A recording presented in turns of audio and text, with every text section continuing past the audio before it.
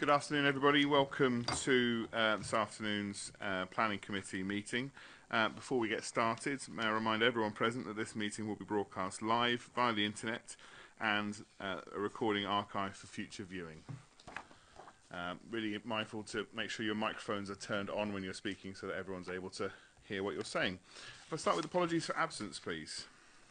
Yes, Chair. Apologies this afternoon from Councillor Peter King and Councillor Ian Johnson. Thank you very much. Moving on to minutes of the last meeting. Can I have a proposer? They're accurate. Thank you. Have we got any declarations of interest under Council's Code of Conduct? No? Thank you very much. Note the report of site inspections for the last meeting. Item 4. Move. Thank you. And delegated building regulation applications under item 5. Move. Thank you. Delegated planning applications list number 6. Moved. Thank you. Item 7, appeals. Who would like to speak on appeals? Nothing really to add to the report, Chair. There's a couple of decisions in there which are obviously clear to see. Any questions, if any members have any questions on any of the items in the report? Okay, someone to move that, please. Thank you very much. And finally, delegated trees report. Someone move that? Thank you very much. Okay, we're now moving on to the planning applications part of the agenda. Before I hand over for our first application to be discussed, I just want to highlight we have a large number of people and elected members outside of the Planning Committee who will be speaking on 2 of these applications this evening. I will make sure everyone sticks to 3 minutes, please. It's imperative that there is fairness and balance within the debate. The committee can make their determination based on the outcomes that everybody puts forward, and I want to make sure that everyone has a fair hearing. So I'm not going to pick on anybody in particular, but I will be enforcing the 3 minutes to make sure that we're covering all of the debate within the time that we have. So moving on to planning application 2017/00564/FUL, land east of B4266 between Boverton and Iglesia Brewis, St Athan, the Northern Access Road, St Athan. Marcus.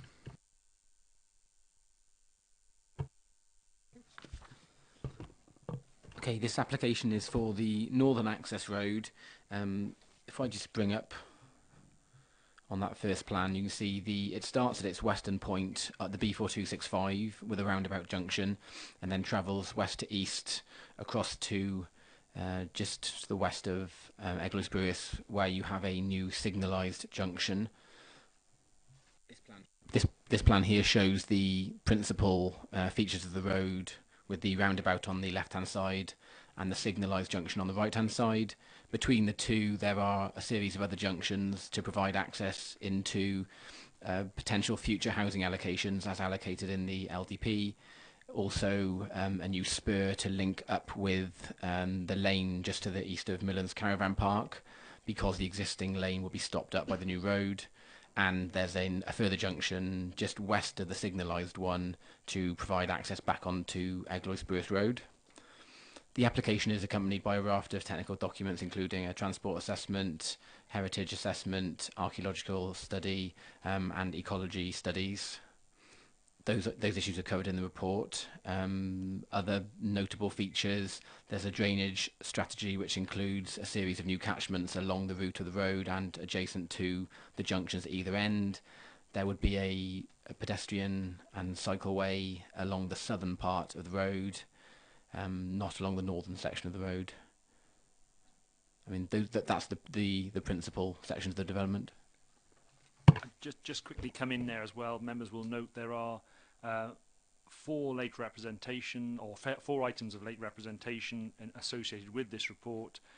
Those relate to objections from local residents, comments from Alan Cairns MP, comments from Aston Martin confirming they are very much in favour of the road, and also the amendment of various conditions, typographical mainly amendments, and the deletion of 2 conditions which essentially are covered overall by conditions already within the report.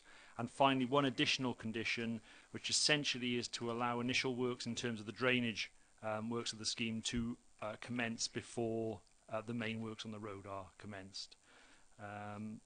Just to elaborate on what Ian has said, obviously this road is intended to provide an access, a main access into the enterprise zone business park within the St Athan site.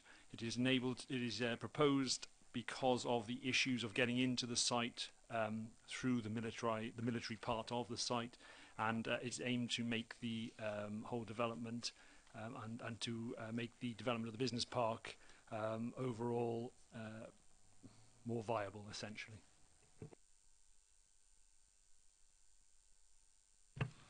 Thank you very much. We have some public speakers registered to speak on this. So I'd like to invite Ms. Jackie Simpson to please take your seat. Yeah, both of you can take your seats, and I don't mind which order you go. You'll each have 3 minutes.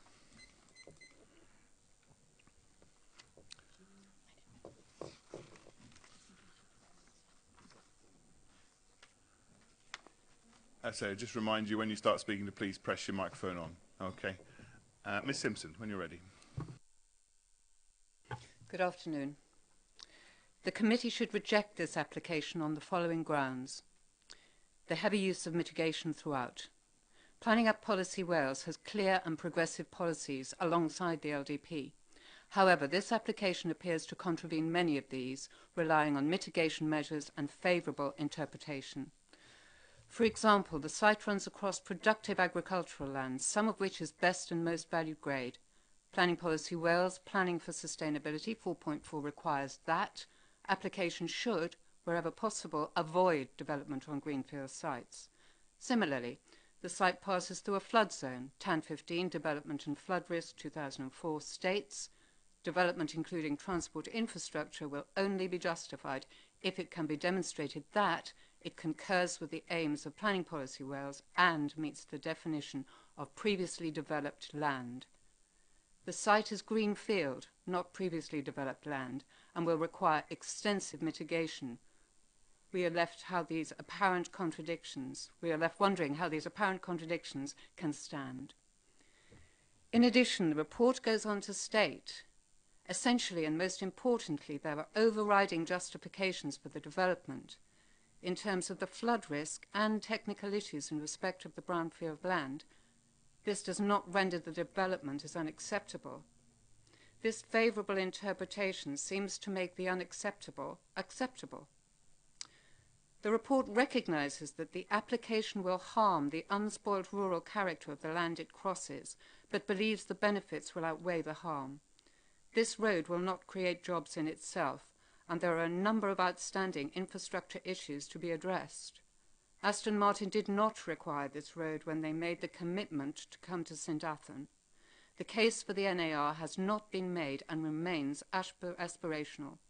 A Public Policy Institute for Wales report published in 2016 draws attention to these shortcomings and identifies the need for an in-depth market analysis of prospective business for the enterprise zone as a top priority. Demand for the road is not evidenced, and if built would be an isolated section on the wrong, that is, west side of the enterprise zone. It would be a disaster to build a road through prime countryside that would have a significant negative impact on people, businesses and the natural environment, to find when the studies have been completed that there is not sufficient demand for a northern access road. If the committee should consider approval of this application, it is suggested that a condition is imposed by the Vale of Glamorgan Council requiring the Welsh ministers to provide supporting evidence of the demand for this road before construction begins. Finally, the leader of the Welsh Conservatives... Thank you very much. I'm sorry, that's 3 minutes. Thank you. Councillor Graham Smith, your 3 minutes, please. The proposed Northern Access Road is unproven, unnecessary and frankly absurd. It takes me back to a time when I was younger and worked at the headquarters of a large multinational corporation. where one of the senior leaders took me to the side one day and pointed to a row of windowless conference rooms, and he identified them as a hazard to the well-being of that company.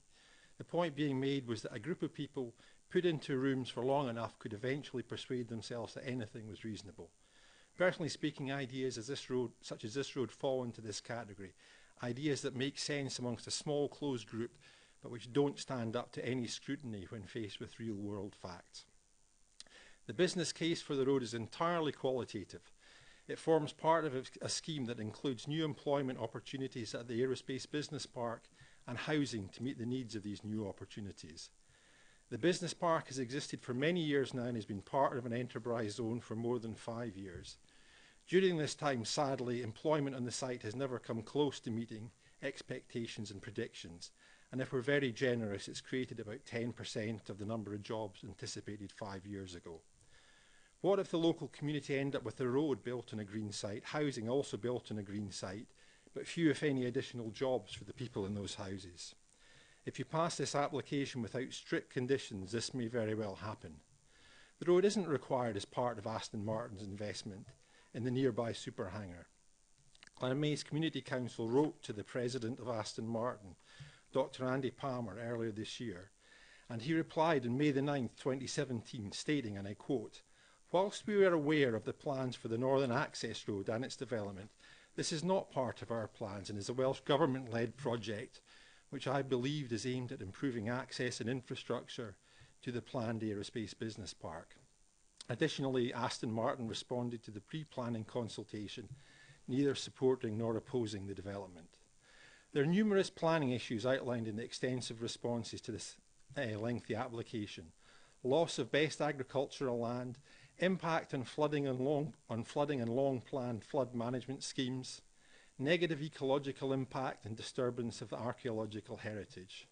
The solution always seems to be mitigation. Mitigation of disturbance of habitats, mitigation of archaeological impact by presence of experts, mitigation of flooding impacts by construction of holding areas, mitigation, and delay in long-planned and budgeted flood alleviation schemes, and loss forever of best and most valued agricultural land. The whole proposal is based on an aspiration, not a plan.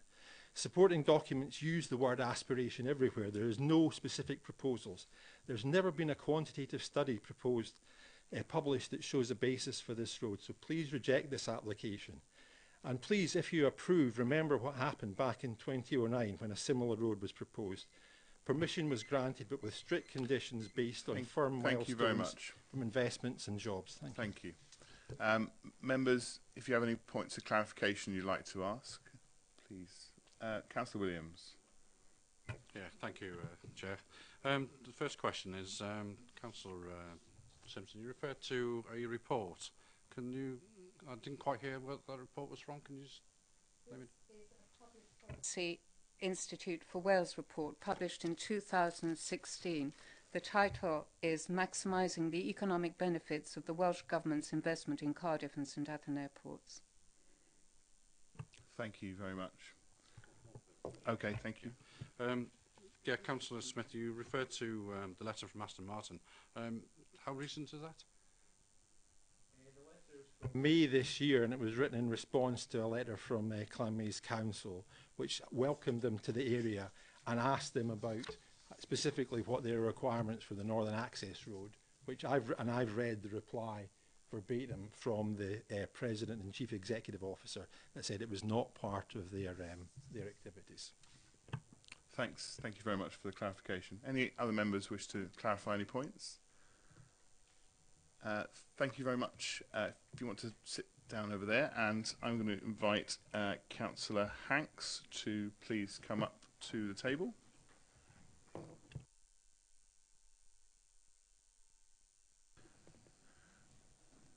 You also have 3 minutes when you're ready to start. Thank you.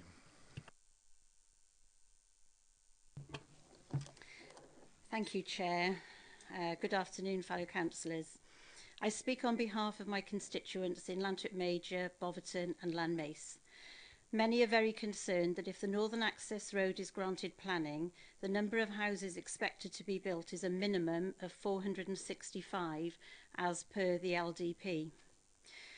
We therefore strongly object to the housing. There will be a huge visual impact and significant effects to the unspoilt rural character of the land we have at present.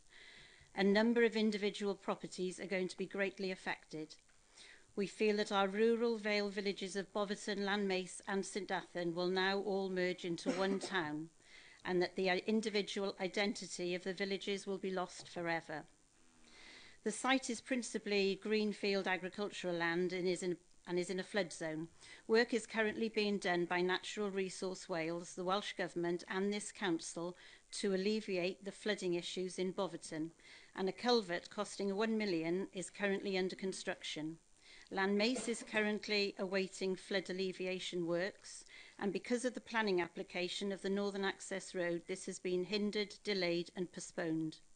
What will happen when houses and a huge road are built between these two flood areas? Will all the good work in Boverton Culvert be able to cope with all the extra water? Or will we have flooding again in Boverton? My constituents do not believe the scheme meets the requirements of supplementary planning guidance in its design of the landscape, trees and development. It is acknowledged in the report that much, if any, of the proposed site is not brownfield land and that there are 2 flood zones. Has this been well addressed in report and design? This road is therefore one element of a wider comprehensive development, namely housing. Can I state to the Planning Committee that with all these extra houses, the infrastructure and facilities in Lantwit Major and the surrounding area is totally lacking. The doctors' surgeries, the new schools built last year and parking in the town are all near capacity as it stands today. Can I ask the question, does this development comply with the Wellbeing of Future Generations Act 2015 that has been adopted by this council in terms of long-term sustainability, transparency of decision-making and stakeholder involvement? Has enough work been undertaken on the alternative solution of upgrading the Eglwys-Brewis Road? And could I suggest that as the Welsh Government have owned this land for some years under compulsory purchase, the only useful option to them has been to come up with a scheme to build a road to nowhere so that it opens the gate to housing, therefore getting rid of an expensive parcel of land? Thank you. Thank you very much, Councillor Hanks. Any points of clarification for Councillor Hanks? Councillor Parker. Just by way of clarification, the 450 houses you mentioned are not part of this application, and I'm not aware that there is any proposal at this stage on the LDP to cover that, but I'll ask Marcus to clarify that for me.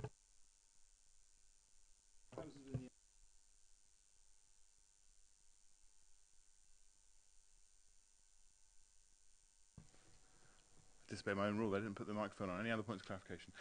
Thank you very much, Councillor Hanks. I invite Councillor Norman to come to the table, please.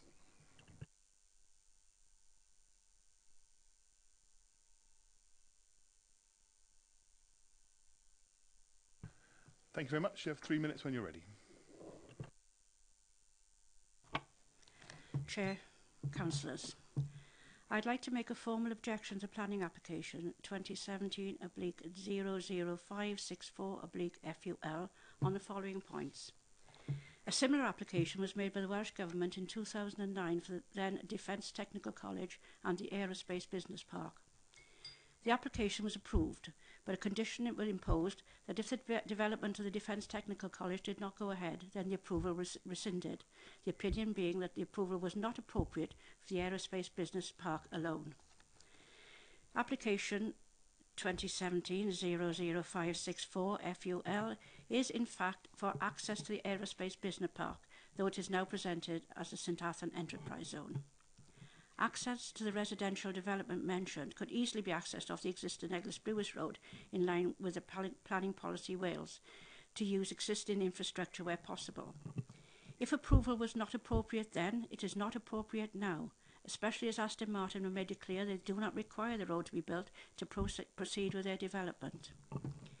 It should also be noted that a reference to this is not mentioned in sections 605 to 608 of the Design and Access Statement. The applicant has not demonstrated with satisfactory research and study the basis on which this road is required. There is an aspiration, a word mentioned a number of times, that the aerospace business park can be developed. However, there's no detailed study or evidence that there are any organisations who wish to relocate or re-establish at St Athan. This idea has been around for nearly 15 years, but very little has been established. It is actually stated in the planning application that only 200 people are currently employed at the business park. On this basis, I ask why no cost-benefit analysis has been carried out for the building of this road, which I've been led to believe is a prerequisite of any development which is spending taxpayers' money.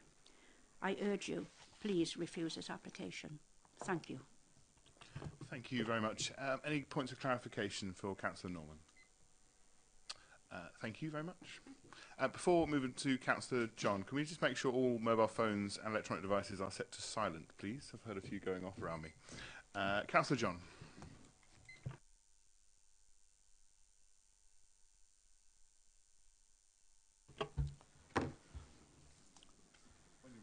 Okay, thank you.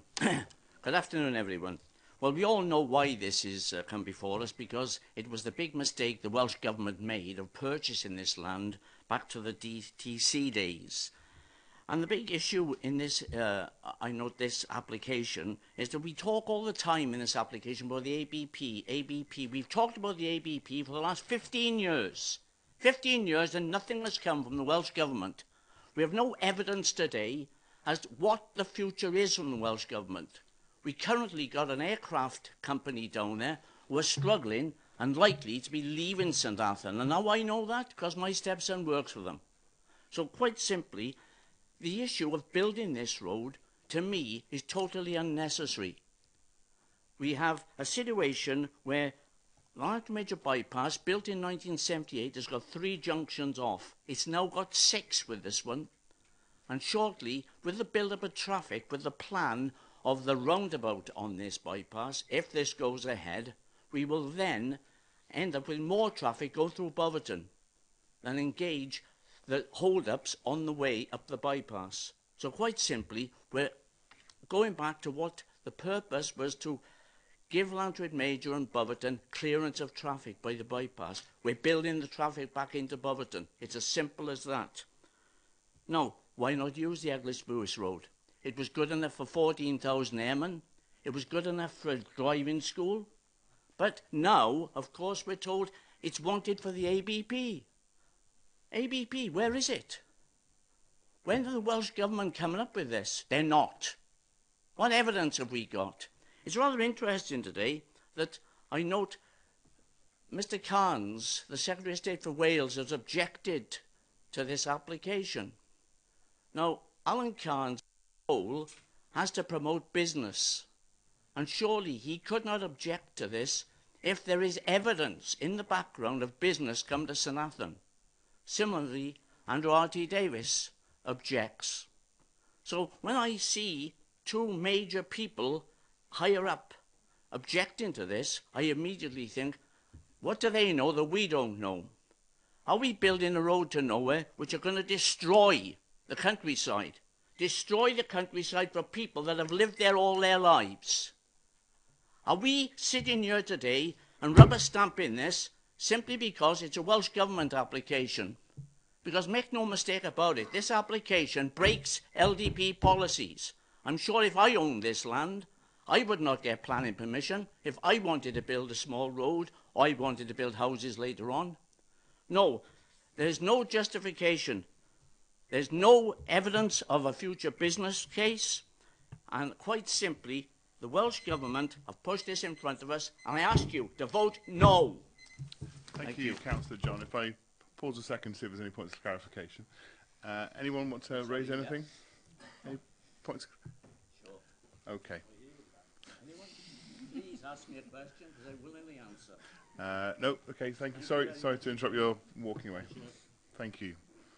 Now move on to Representative Mr. Paul Vining, speaking in favour of the application. In view of being the only speaker, you will have 6 minutes, sir. If you could take your seat over there, please. And when you're ready, you'll have 6 minutes.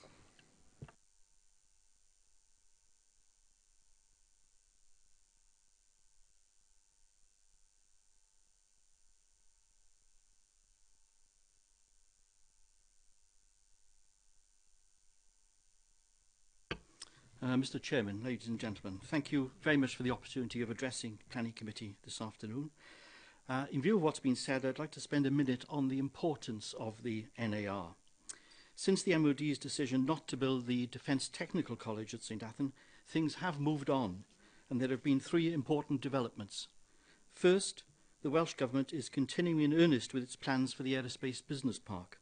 The number of jobs located there will be boosted significantly when Aston Martin starts production in 2019. Second, as you may know, the Welsh Government has given a special designation to St Athan. It's a strategic opportunity area in the Wales Spatial Plan, and it's part of the enterprise zone. These give St Athan a special place in the Welsh Government's plans to promote economic growth in Wales. And third, and this is significant, your own council has now adopted the local development plan for the Vale, and the proposals in that plan include 305 hectares of employment land at the ABP. It's the largest employment site in the Vale, and substantial areas of new housing, all of which require access, even though those houses are not part of the current planning application. The Northern Access Road is central to these proposals, and this is recognised in the LDP. Now, some question the need for the NAR, and it's not usually necessary for an applicant to have to prove the need for their proposed development, especially when, as here, the proposal conforms with the recently adopted development plan. The requirement for the road has already been accepted by the Council, which has consistently supported this proposal.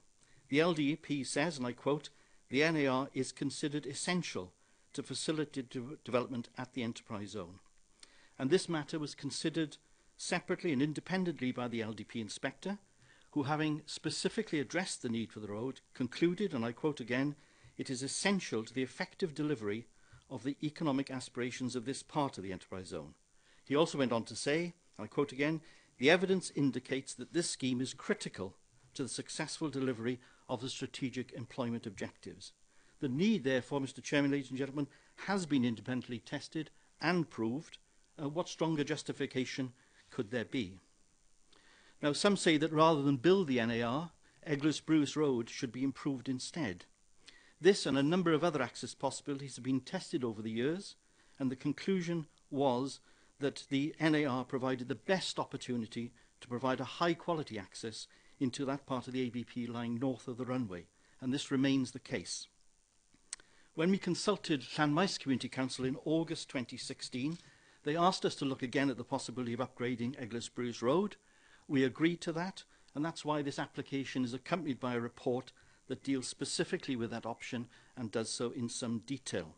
The report concludes that the NAR is the better option. In particular, it avoids the requirement to buy and demolish existing properties. It avoids the requirement to improve the road under the railway bridge, which would be difficult and not ideal. It would not produce the construction impacts that improving Eglwys Bruce Road would.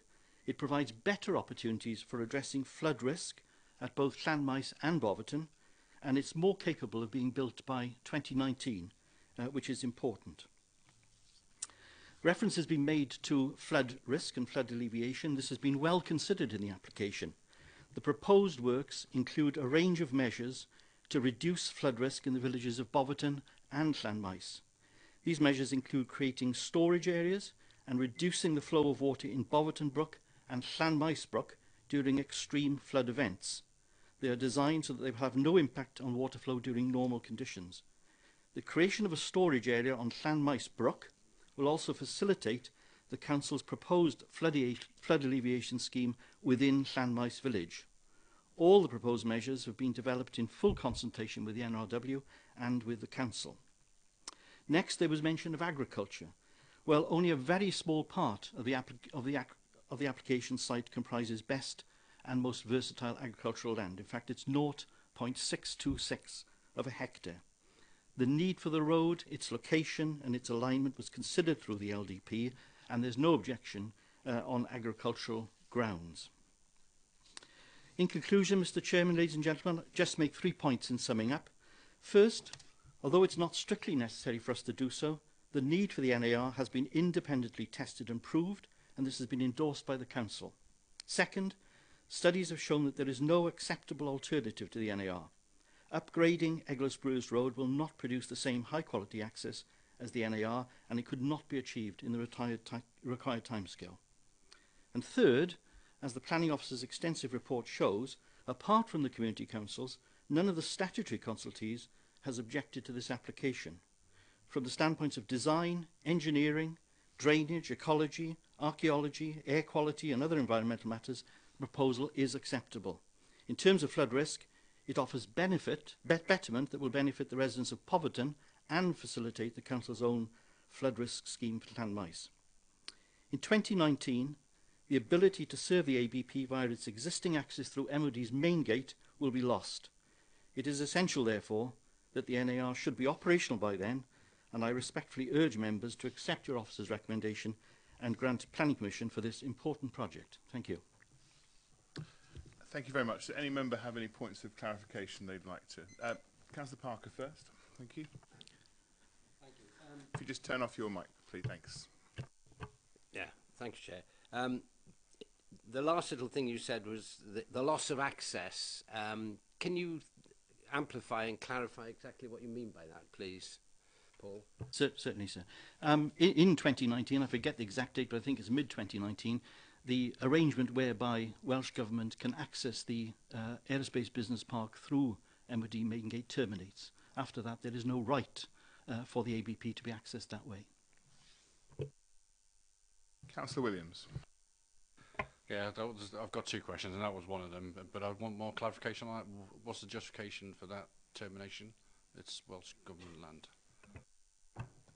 So, sorry, just to clarify, the question was around the termination dates. What's the justification that that is the termination date? Sorry, Chair.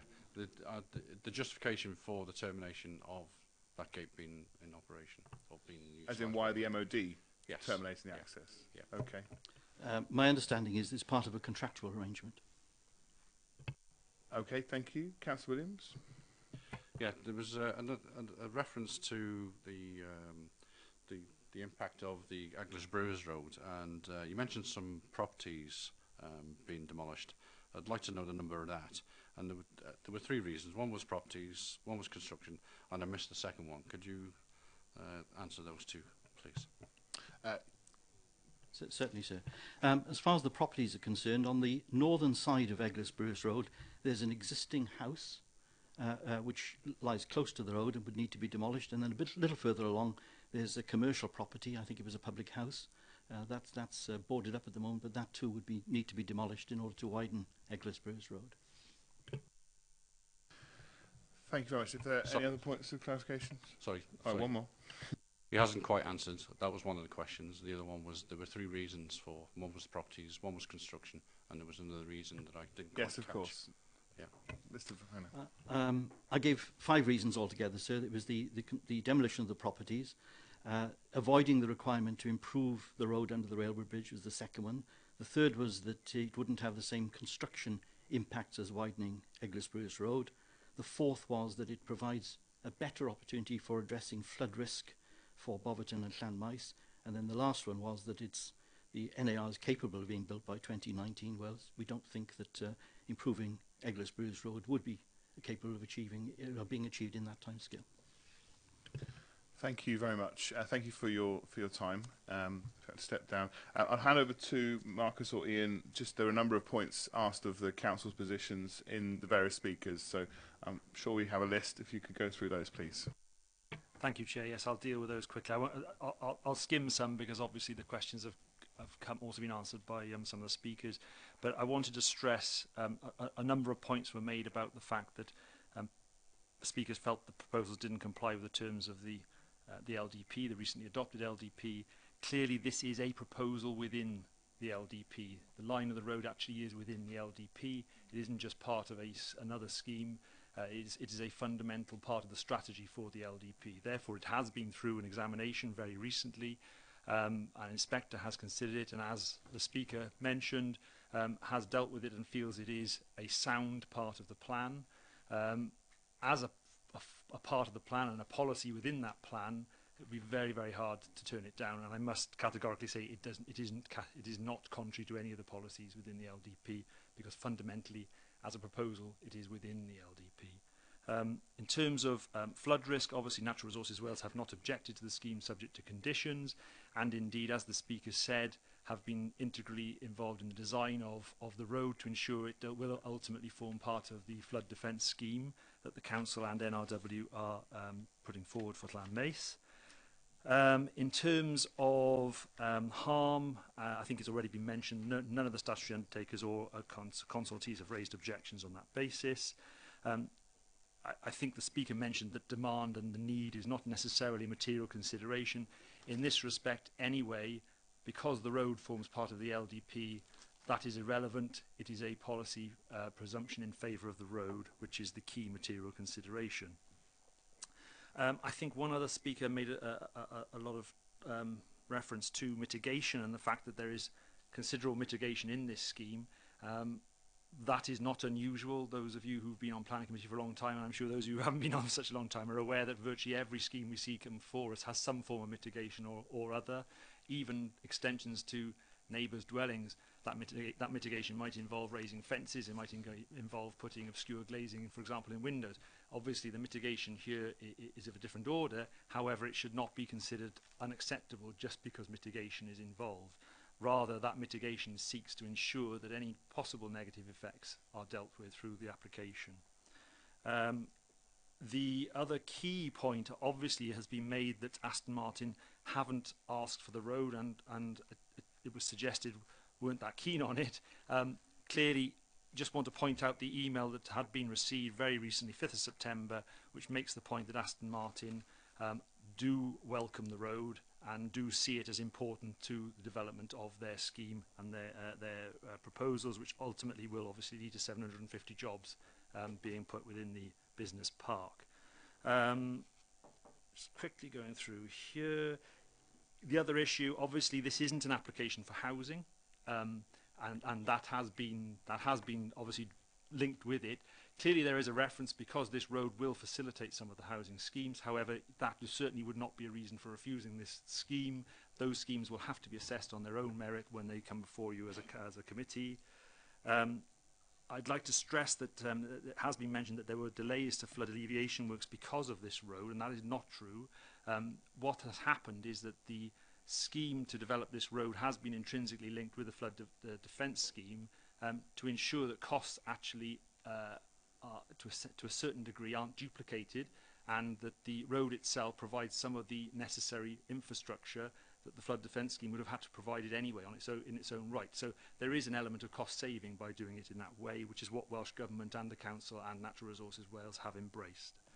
The reference to greenfield and brownfield land, again, is largely irrelevant because of the fact that the road is in the local development plan. This is the policy of the local development plan. Therefore, that would outweigh any other policy objections within the local development plan. Very quickly, I know reference was made as well to a similar application in 2009, and the fact that when that was allowed, there was a condition which required both the business park and the Defence Training College to be provided. There are two issues associated here which must be remembered. That road was considerably larger than this road in terms of engineering and in terms of impact. It included a flyover, it included quite a lot of construction. It was designed to take tanks and very heavy vehicles. But moreover, the condition that was applied was done so because the council wanted to encourage the development of the business park more than it wanted to discourage the road being built. And by that I mean there was, at the time, a slight fear that if the Defence Training College went ahead, actually the business park may just not happen because the college was of such a size, it may well have not, or the land may well have been required. It was a condition. What it didn't do, I think there was reference made to the fact that the road would have fallen away if it didn't happen. It was just a planning condition, and that could have been varied at any time. So it wasn't a mechanism by which the council sought to ensure that the road would only be provided if both items happened. That condition could have been taken away. Obviously, there is the reference to the issue of Alan Cairns and his letter. I won't comment on that, only to say that Aston Martin have in their email made it quite clear that they support the development of the Northern Access Road. And that's it, I think. Thank you, Marcus, and thank you to all of our speakers for their contributions so far. Now open the floor to members to comment on this.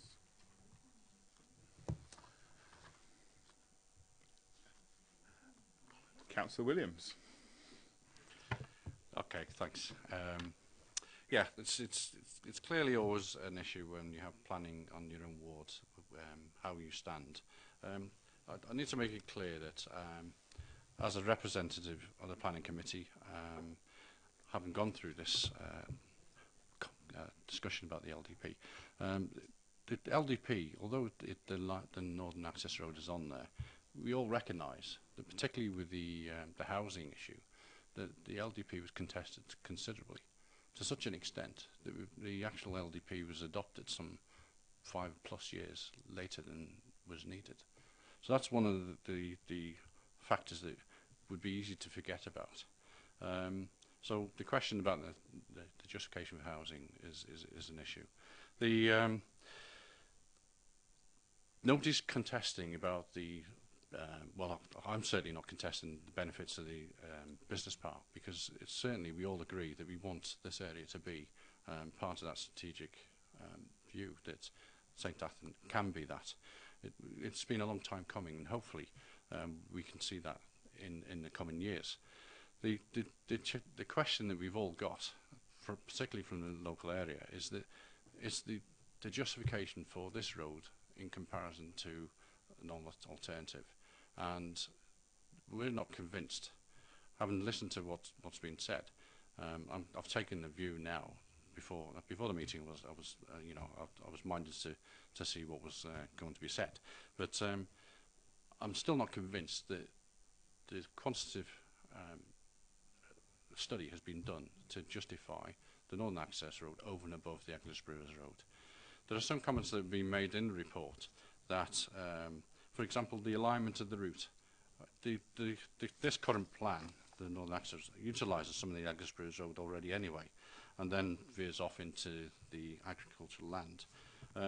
The costs involved for a Northern Access Road or the Eccles Brewers Road, I struggle to see how building a new road would be cheaper. I understand what the Mr. Vining said about construction times and things like that, because we understand that trying to build on a current road, trying to satisfy local residents, making sure their access is still there. But we know that this road runs parallel to the Eccles Brewers Road, so there are alternative routes whilst that construction is going on. I am concerned that I understand the justification for the flooding is looked at this as part of this process while you're building a road, but surely that's something that would need to be done anyway, regardless of whether the road's there or not. So I think it's a bit of a red herring to say that's the only way we're going to get flood alleviation. There's a requirement for it, so that's one of the things. I always look at the route in. People, being who they are, will always take the shortest route. And I can ask the officer to look at page 93 on the report. Bring it up on screen, please.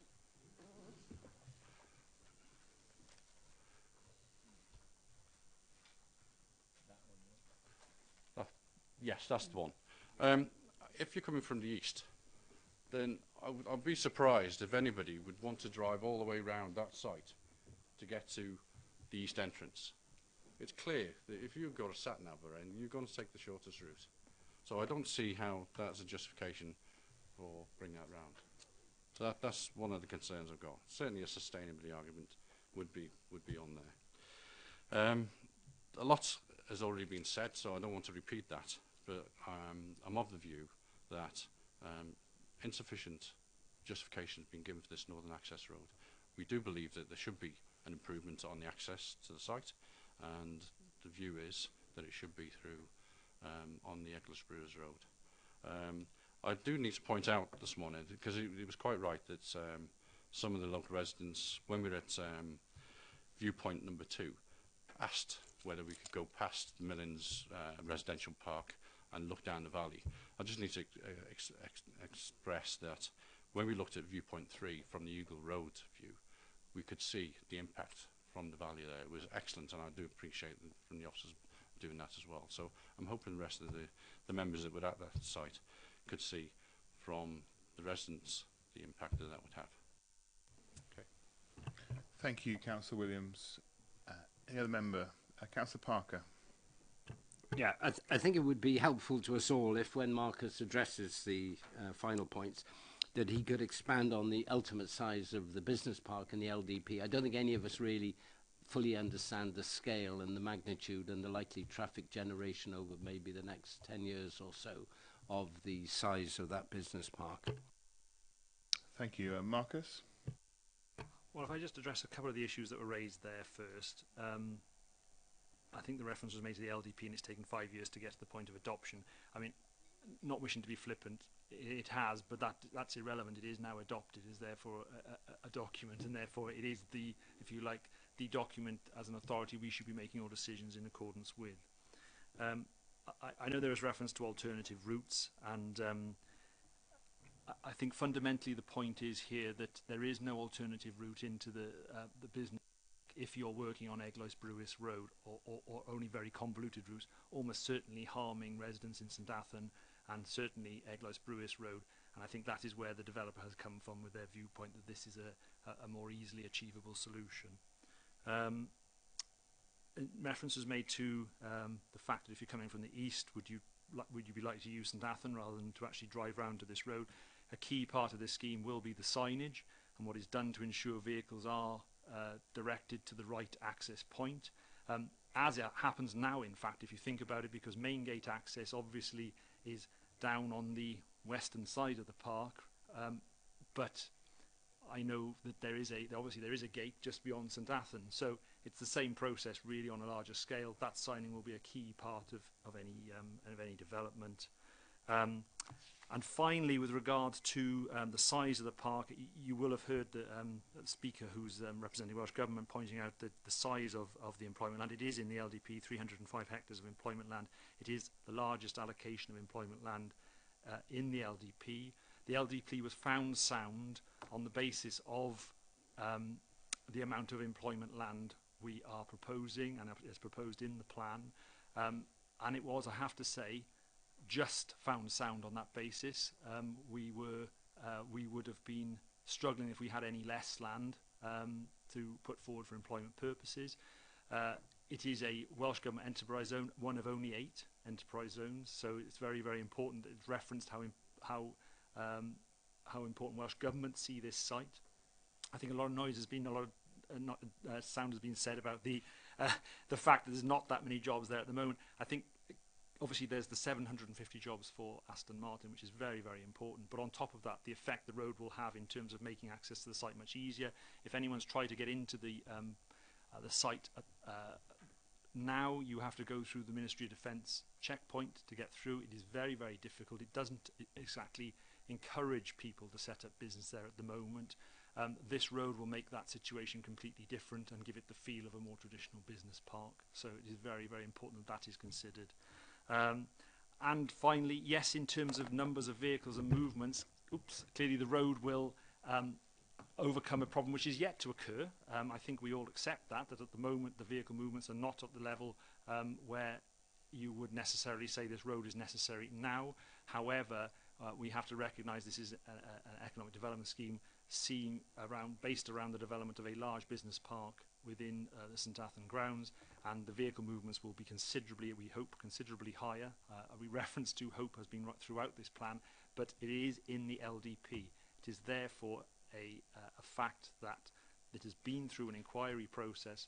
The inspector who assessed this, the LDP, assessed the likelihood of the park developing and felt that that was a sound assessment to make. If he hadn't of, he would have questioned the road. And indeed, those of you who may have been at the inquiry when the inspector assessed this, initially he was very thorough in terms of his views on looking at this road and requested further information, and ultimately, as set out by the speaker, was satisfied and happy to include the road within the LDP as a fundamental piece of infrastructure. Thank you, Marcus. Any other members wish to speak? Councillor Wilkinson. I'm just asking, Councillor William, are you moving anything here And if you are, what's your conditions?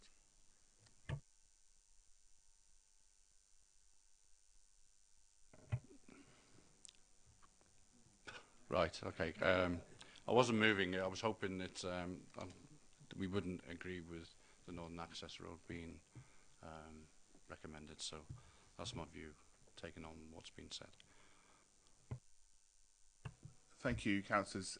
If no one else is wishing to speak, in which case I move officer recommendations on the proposal. Second that. All in favour of the Planning Commission? Any against? And no abstentions. That passes. Thank you very much.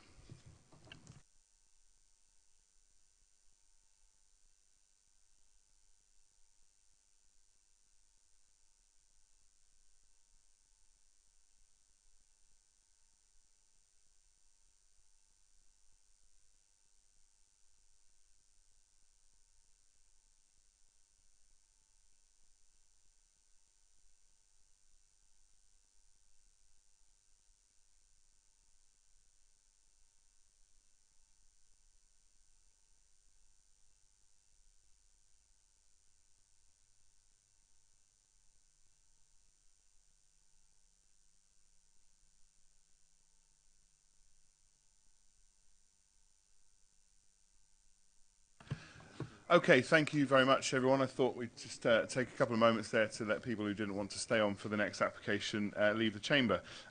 Moving on to planning application 2017/00541/FUL, Northcliffe in Penarth. Who's talking on this? Steve, please. Thank you, Chairman. Late items for this application, matters rising. 3 letters in total from Anne Grigsby of Penarth Heritage and 2 letters from Max Wallace, Friends of the Earth, Barry and the Vale of Glamorgan. Very briefly, the comments quote misleading or inaccurate statements made in the Planning Committee report in relation to various matters in terms of Cadw's comments, queries about the Conservation Officer's comments. Those have been previously circulated. The officer has reported on those, so I won't go into any great detail about those. So in terms of the application itself, this is a the application site comprises Northcliffe Lodge and its associated residential curtilage, plus part of the neighbouring Northcliffe apartments, including the parking area. The site falls within the settlement boundary for Penarth, as defined in the local development plan. The conservation area lies outside of the site, to the south, opposite side of Paget Place. There are a number of TPO trees on the site. There are 2 TPO coverages, and the original 1970s coverage for mixed species, and also more recent 2015 allocation as well of new TPOs. So this is a resubmission following the previous refusal of the application in January 2017. It's the construction of 30 apartment blocks. 30 apartment blocks within it's 3 principal blocks. So block A is a single building, block B are 3 separate buildings, and block C is 1 building. The apartments will comprise of 24 number 1-bed units and 6 number 3-bed duplex units. So the proposed apartments are set in the existing sloping landscape site over 3 of the main plateaus, varying heights between 3 and 4 stories. Block A is located at the top of the site, the highest mark. We've got the illustration in front of you. For reference as well, the Northcliffe, existing Northcliffe apartments are shown on the left-hand side of the image. So block A is comprised of 9 units. Block B is centrally within the site and divided into 2 main structures, and block C is at the bottom end of the site, more linear. So the design of the development is more, again, it's still contemporary. It's overtly modern. It includes flat roofs with parapet walling, the rooftop pods that create the duplex accommodation with lightweight materials. The main elevations of the building will be constructed of 2 tones of facing brick. The roofs will be in sedum, and the duplex pods will be clad in bronze toned anodized aluminium. Similar materials are proposed to be used in the windows, shutters and balustrades. Externally, the hard surfacing, again, it's proposed to use high quality materials which respond to the brickwork, such as stone pavers and stone sets. In terms of the access, the proposal will provide a new vehicular access to the site from Paget Place to the south.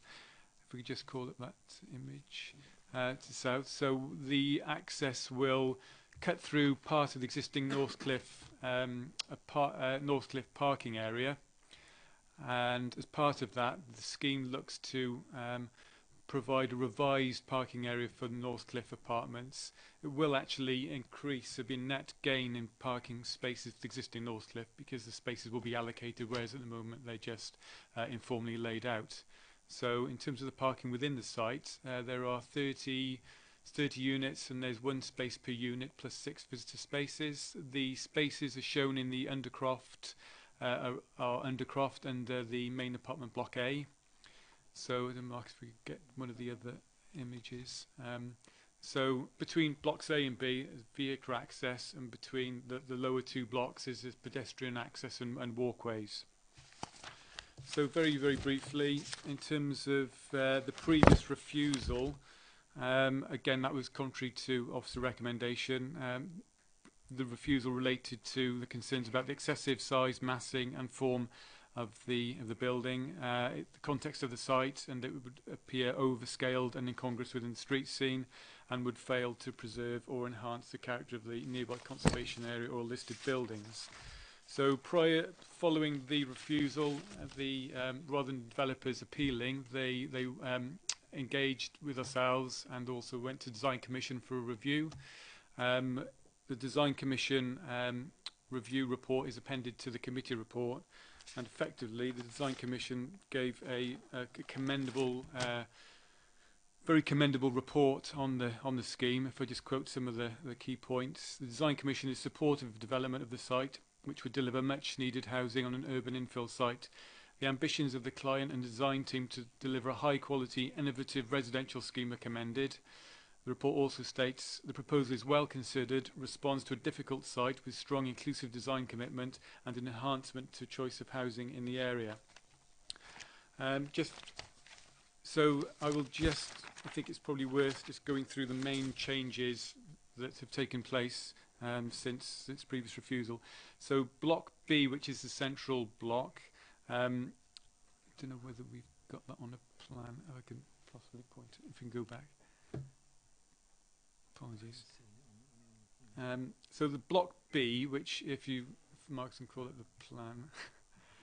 I'm trying to find the one. Let's keep going. Yeah, it's probably in the again. Yeah, the officer's report actually shows block B west elevation and shows that it's actually more. It's more than 1 story, 119. It's more than a single story's been taken off, and that block has also been separated from the adjoining block, so it's now distinctly separate. That significantly reduces the impact. That's probably one of the more major changes. The other changes that have taken place, again, all in light of the Design Commission review. The handing of blocks A to C, which are the blocks at the top and the blocks at the bottom, they've been rehanded to assist in breaking up the massing and relief. So you've now got the setback with the forward projection and a setback with the forward projection, rather than before I think you had them in sort of mirrored pairs. Again, that's reduced the massing. It's a significant. The previous scheme proposed, I believe, it was a white brick. Now, I think it's probably accepted on all parties that would have been quite visible when viewed from outside the site. So a couple of samples were taken to the Design Commission of high quality two-tone, quite a dark facing brick, and then when you see that in the CGIs, that very much sits better in the landscape, and indeed to a degree more compatible would be viewed against the other blocks, the blocks adjoining it. Again, there's been a reduction in the gap between blocks A and B, again to provide increased pedestrian movement.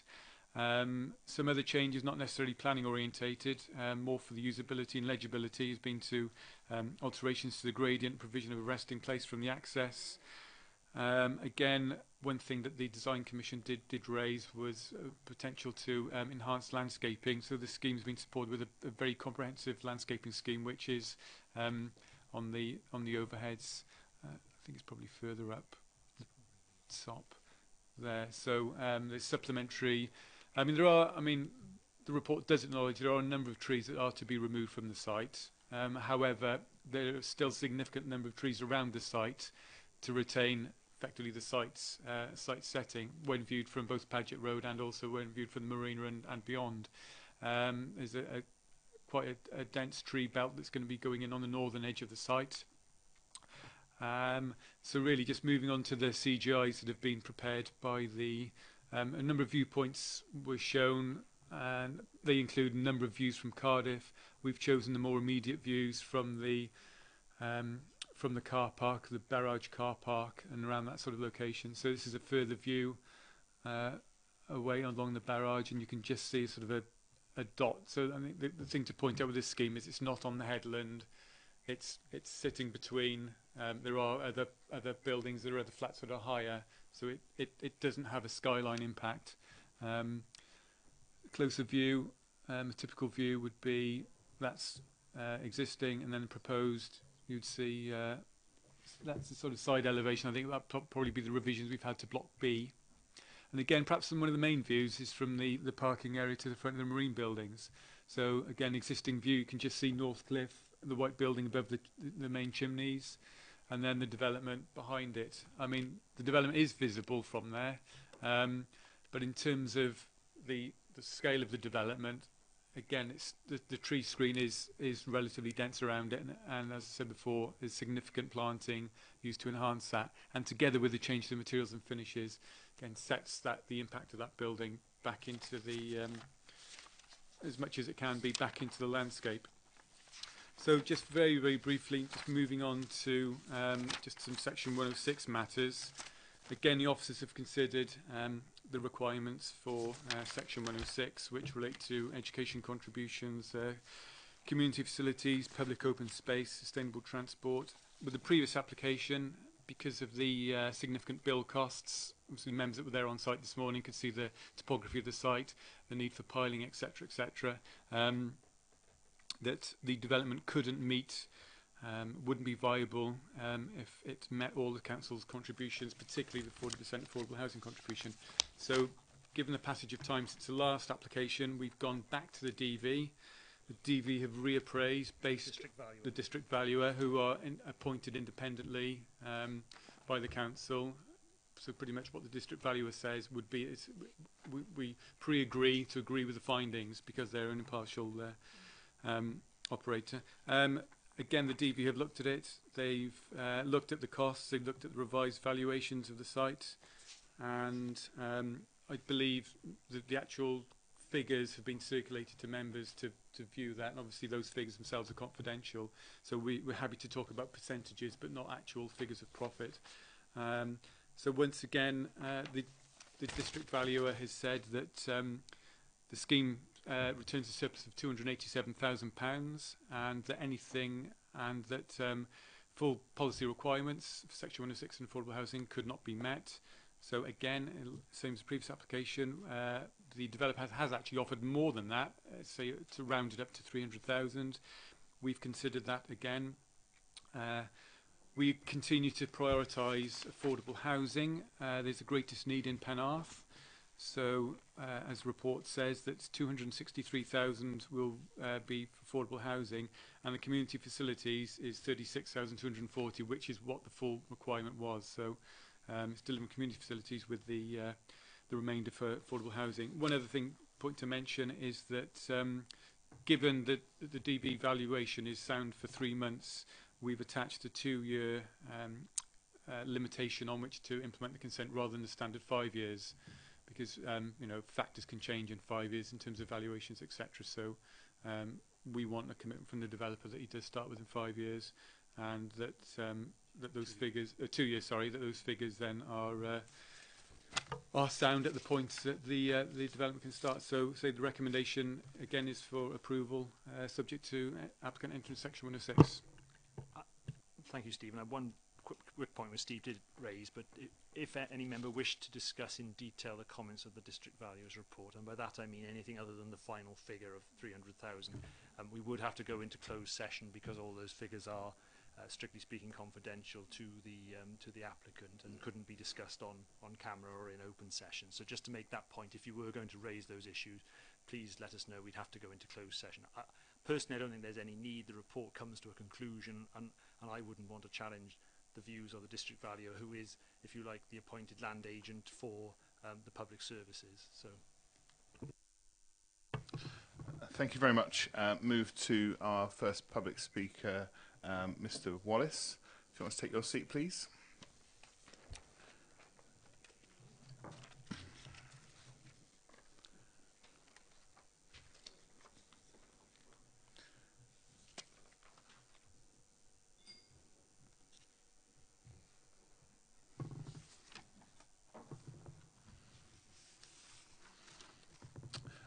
When you're ready, sir, you have 3 minutes, please. Thank you. Thank you, Chairman. First point is bats are abundant, with a substantial bat roost in the trees. Council has been given plenty of evidence from adjacent residents. Councillor Liz Burnett reported it in her letter to the January committee hearing. The applicants had been asked to consider roosts in the trees and said it was unlikely from their ground level survey. They were proved wrong. In late reps, you see, we asked to see report that we asked to see the survey details, which should have included the tree scenes listing of trees with their survey of each one. None was supplied.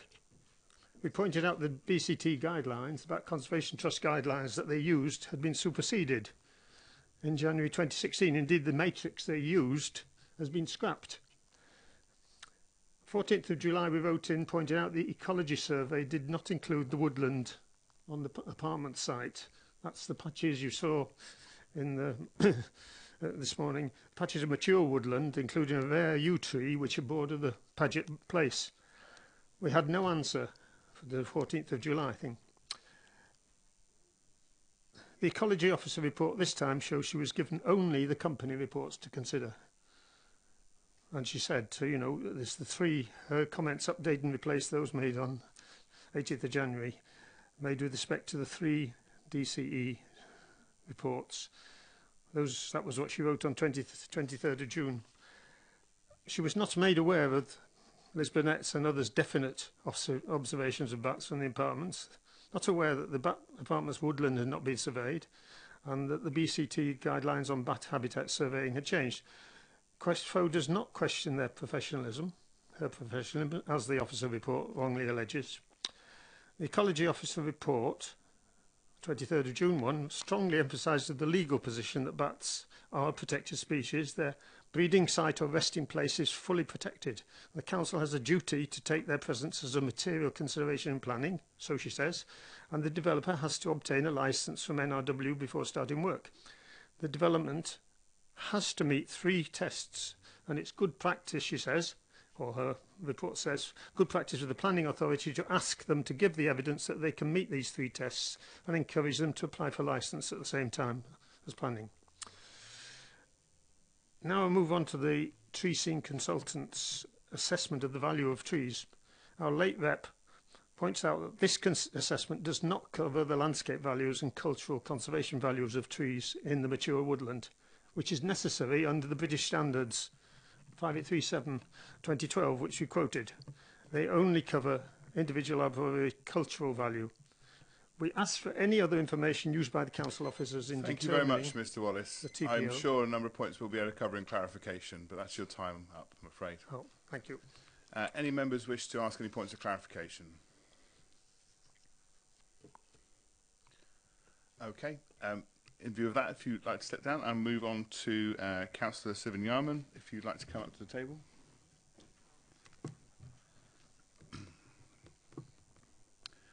You have 3 minutes when you're ready.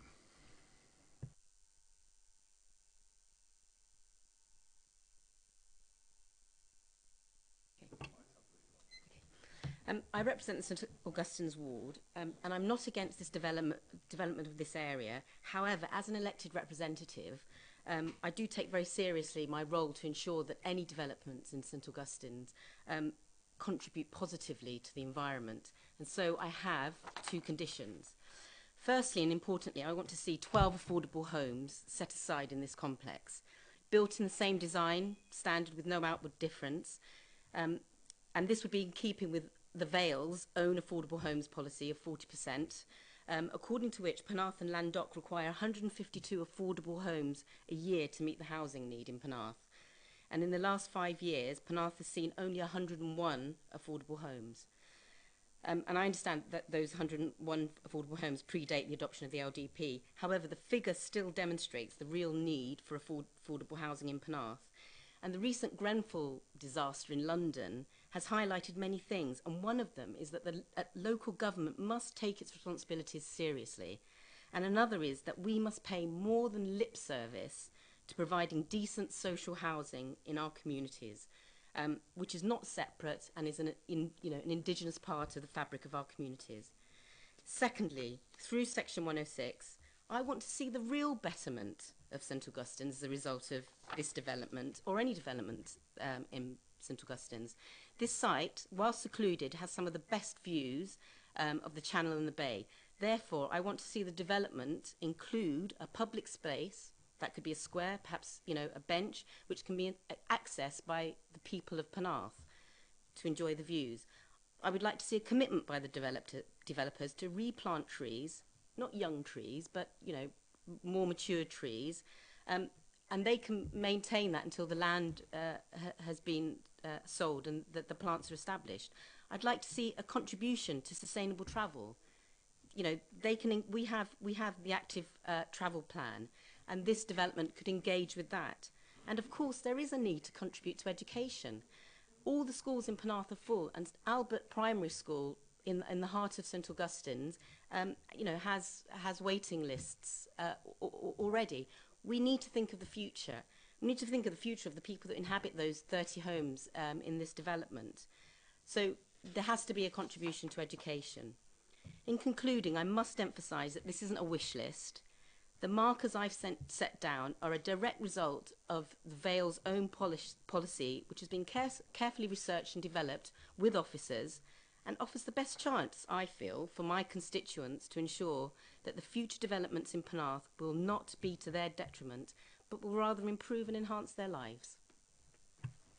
Thank you very much. Any points of clarification for Councillor? No, thank you very much. Thank you.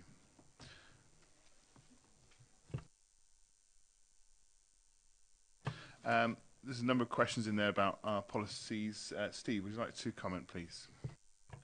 Yeah, perhaps if I could just take these matters in order in terms of Mr Wallace's comments.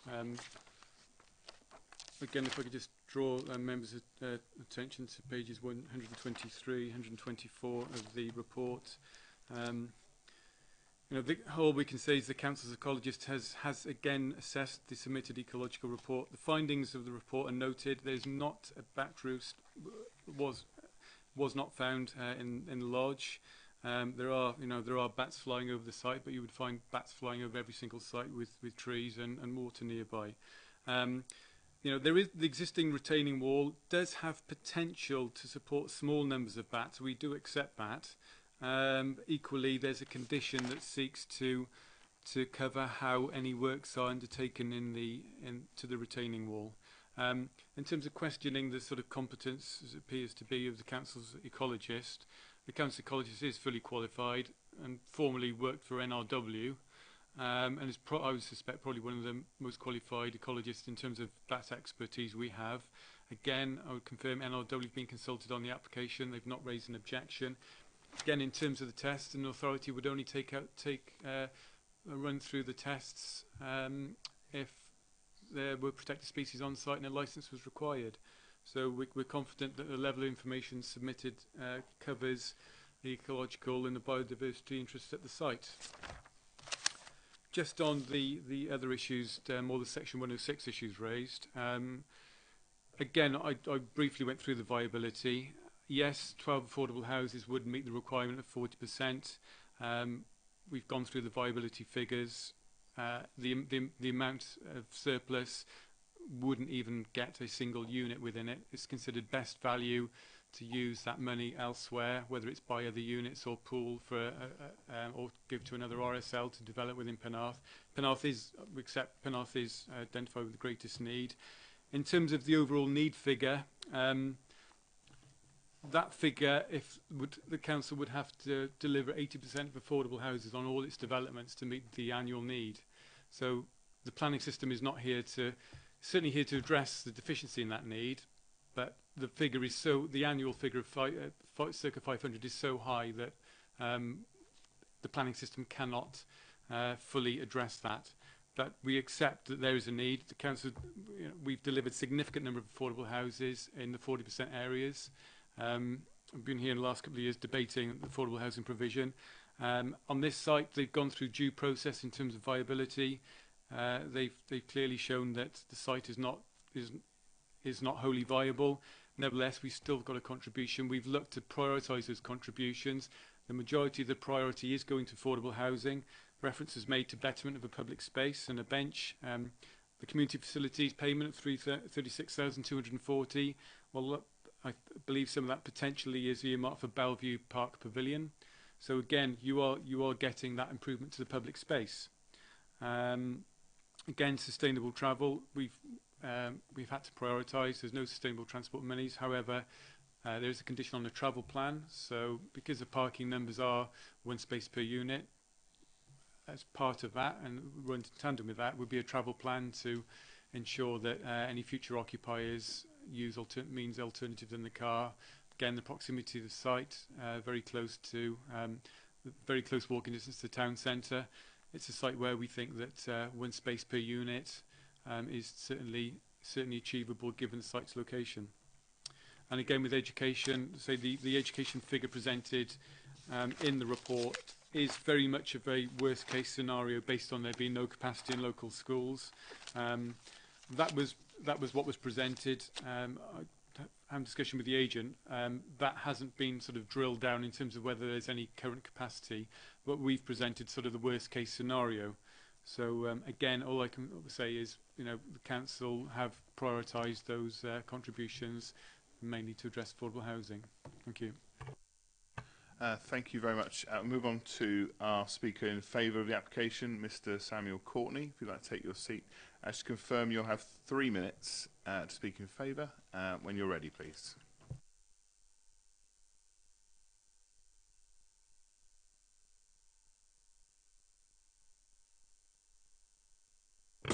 Thank you, Chair. I act on behalf. Members will be aware that a similar application was presented before this committee in January with a recommendation for approval. Members, however, resolved to refuse the application, putting forward a single reason for refusal relating to design and the potential impact upon the setting of the conservation area, Grade 2 listed buildings in the headland landscape. I wish to use this time to explain to members how the concern committee put forward has been explored, the steps that we have taken to review and redesign the development to fully address the concern. As part of this review process, we brought in a number of specialist consultees who were engaged to assess and advise on issues including landscape impact, the impact upon heritage assets, and to prepare high-quality digital imagery. In addition, we also sought independent counsel through the presentations of the Design Commission for Wales.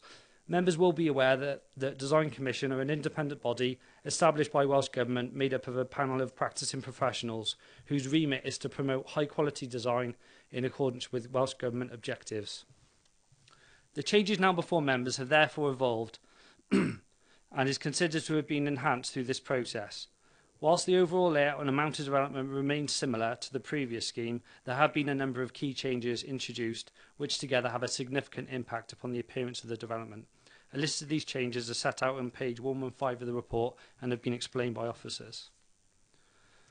The additional studies prepared fully justify the revised proposal and confirm that the development will not result in any unacceptable impacts upon the wider headland landscape or the more immediate setting of the conservation area or listed buildings.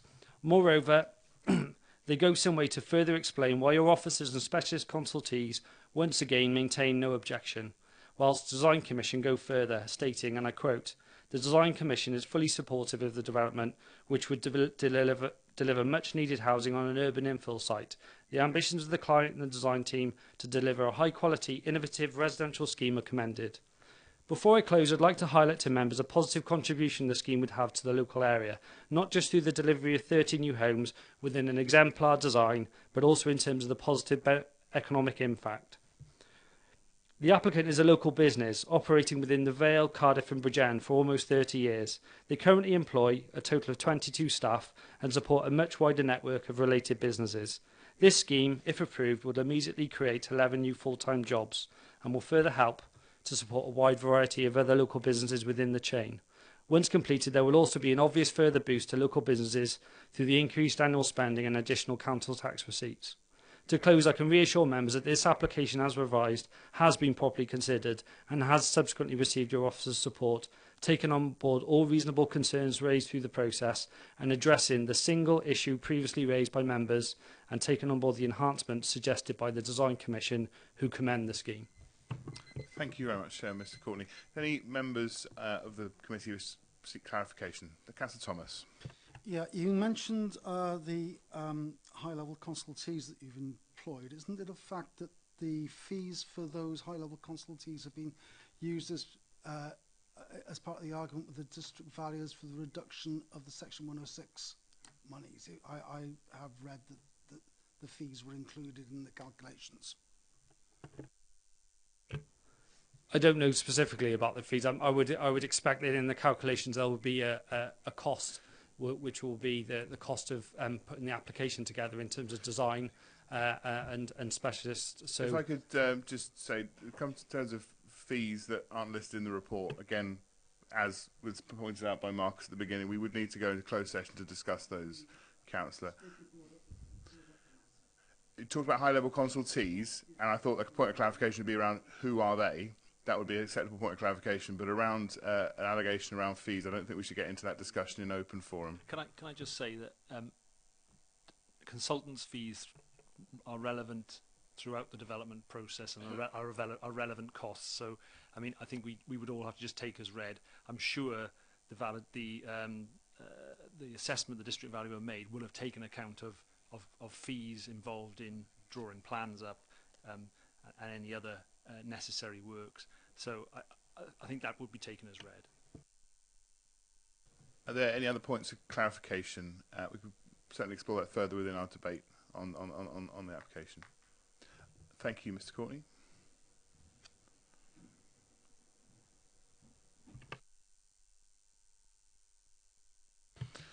Councillor Thomas. Thank you.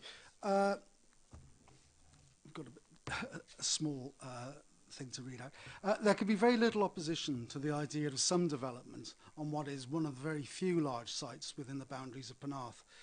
The architect involved is well regarded and has been nominated for important awards and prizes in recent times. However, that does not mean that this application is without flaws. This application refers to an iconic coastal headline site. It is said to be the Bear's Head, after which some people believe that Penarth is named. It's not in the conservation area, but is immediately adjacent to it, and it overlooks the marine buildings, which are listed and are hoped to be developed as a commercial development as a hotel in the future. Equally, the site is overlooked by St. Augustine's Church, which has historic significance, not least as being the only land-based structure of its type to be a navigational aid on Admiralty maps. This application was previously considered by this committee in January and was rejected for the reasons detailed in the report on page 106. Briefly, it was seen as contrary to planning because of excessive size, massing and form, and overscaled and incongruous in the street scene, and in the context of this site, among other reasons. This application has very minor changes from that rejected application. Having said that, looking at the colour and so on, I think that is an improvement, and the massing has been slightly reduced, but it's still over mass for this site, overscale for this site. This application is, furthermore, these applicants put out their pre-application consultation as required under the newer legislation during the election period, when, for example, Penarth Town Council was subject to PERDA and could not fully consider their response. Nowhere in the application do I find reference to that pre-application consultation as required. I can only assume that the applicant has reasons for not including the details of the findings of that consultation, but that's assumption. The ecological survey is questionable. The survey was, I believe, originally done late in the autumn when any self-respecting bat was getting into hibernation mode as its prey had gone for the winter. It's likely that they roost in the retaining wall across the lower part of this site, roughly where the lower element would be sited. Actually, there's also the other bit a bit further up that we looked at today, where there's the thing we looked at today, that I'm aware that there is a retaining wall below that, which is also a possible bat roost site, as well as the one we saw today, which we thought was probably a bat roost site. There's little reference to reptiles, etc. On the site, though Penarth has quite a population, say, of slowworms, and it's unlikely there'd be none on such a site as this, which is no ideal habitat for them. Much has been made of the Design Council's support for this design, but they're concerned with the appearance of the design and would have no regard for the affordable housing side or the context of the LTP. The District Valuer's report seems to accept that the cost of stabilising the land is so huge, along with the professional fees, etc., this is referred to in here, that it would make the development unviable if they were required to meet the Section 106 obligations. The developers have offered £300,000 towards this. Were they to pay the true amount, it would be approximately 4 times that. In fact, 300,000 wouldn't even meet the educational element as quoted on page 128 under the formula, let alone any other obligations, and there would be no affordable or social housing contribution and certainly no element within the development. This is effectively asking the council taxpayers of Penarth and the Vale to subsidise these developers to the tune of the best part of £1 million, with no benefit to them. The viability of this development and the cost involved relate largely to the stability of the site and the need to put in place extra measures to deal with this. What are the ongoing plans for monitoring this stability? And what happens if the cliffside starts to move? Who will be responsible? Who will pick up the bill? And what are the timescales involved? Will the Vale have responsibility for at some point in the future? We all know that development companies can come and go. Who will take responsibility if this company ceases to trade? Will this also fall on the council taxpayers of Penarth? We're all particularly attuned to worries about safety in the light of the tragedy in Kensington and Chelsea, which was mentioned earlier. Are we confident that there has been sufficient testing of the safety of this site? The district values calculations are based upon the information supplied to them by the developers. I understand that the investigation of the stability of the site consists of a desktop exercise and 3 boreholes. I'm advised that a proper investigation could be expected to involve at least 12 such boreholes to give a true picture. One thing that is clear, because the developers refer to it, is that even in the least stable part of the site, there is a stable base about 12 metres down. I would also ask why the planned access road is scheduled to be built on the most stable part of the site, whilst the dwellings are to be located on the less stable part. While we're on the District Valuer's report, their estimate of the value of the completed properties seems to me to be remarkably low, given the hugely desirable location, which has again been referred to previously. People I've spoken to who understand that side of property sales have suggested these properties could be marketed for between £400,000 and £500,000. An affordable housing element at 80% of this begs the question, affordable to whom? I would ask the officers about the density of this development. What's the density in comparison to the neighbouring Northcliffe flats, for example? The plans show 1 car parking space per flat plus 6 for visitors.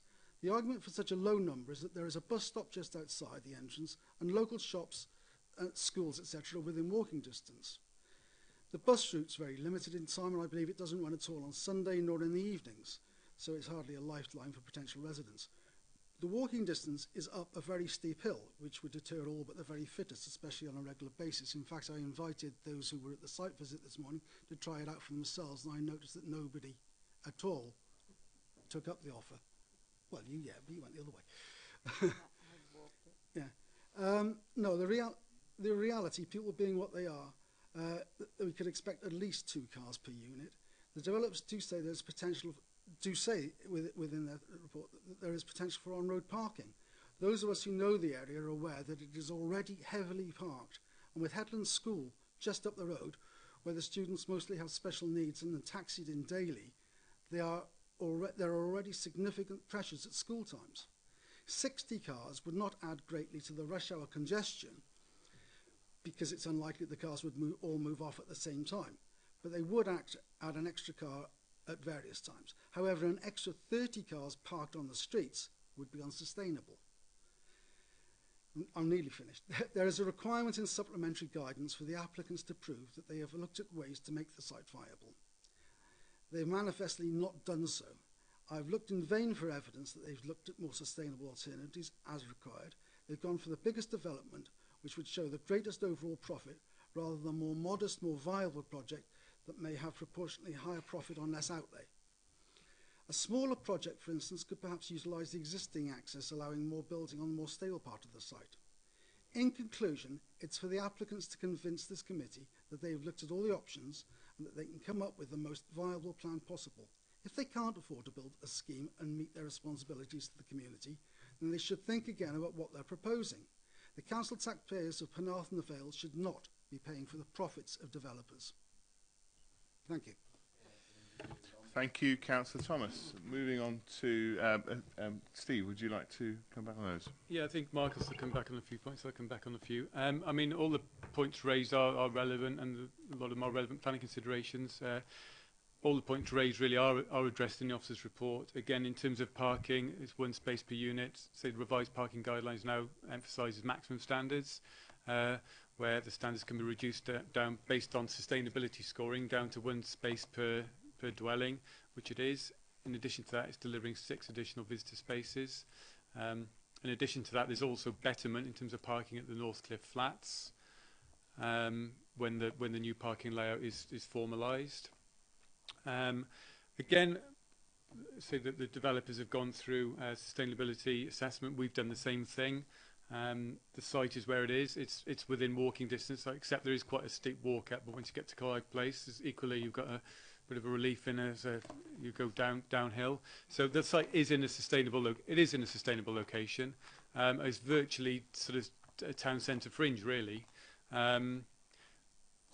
Again, if residents do have more cars, you know, it's whether highways can potentially, if there becomes a highway parking issue along Paget Terrace and around there, potentially highways can look to. Yeah. I would also draw members' attention. Some members will be aware of this, other members are not. Weren't on the committee at the time. United Reformed Church in Barry, which was the subject of an application for a conversion to flats and offices, is in a very similar location in Barry in terms of sustainability, in that it is on the edge of the town centre. Was in fact proposed with no parking, which members, the committee at the time was very unhappy with and ended up refusing the application against officer advice. That went to appeal, and the inspector threw that reason out as unacceptable and allowed the scheme. So I just draw members' attention to the fact that your officers are look at these schemes very carefully in terms of parking, and we have to operate within certain guidelines. The parking standards are not minimum standards, they are maximum standards. So rather than providing minimum car parking, they actually provide a guidance to not provide too much parking. And indeed, we have to look very carefully at the sustainability developments when we consider parking provision. That has been done, and we do look at previous appeal decisions that have been made. And I think your officers are very much of the opinion that parking has been adequately covered in this scheme. Just in relation to the ground stability issue, again, the report does cover this, as do conditions 14 and 15. So the application previously was supported by a slope stability desk study report. In addition to that, the council requested a further information, which was a preliminary slope stability analysis, and the latter includes additional investigative work we requested in the previous application, and that concluded that the slope stability modelling has not identified an unacceptable risk of deep-seated failure beneath the site. The shallow slip circles with unacceptable factors of safety identified can be engineered using common design techniques. They confirmed that the analysis is based upon limited data in terms of site investigation and soil parameter testing, and further investigation work is recommended. The council's own engineers have looked at these reports and obviously considered the topography of the site and local ground conditions, and agreed that the precise details of the required investigation works and the final technical design can be secured through an appropriate condition, which is condition 14 in the report, which relates to demolition, but also includes geotechnical assessment in terms of stability as well. Just finally, in terms of issues of legal liabilities, again, if there's any damage, then it's the responsibility of the owners. I'll come back very quickly on one other issue, which is in respect of the district valuer and obviously the feeling perhaps that the applicant is not providing all they need to.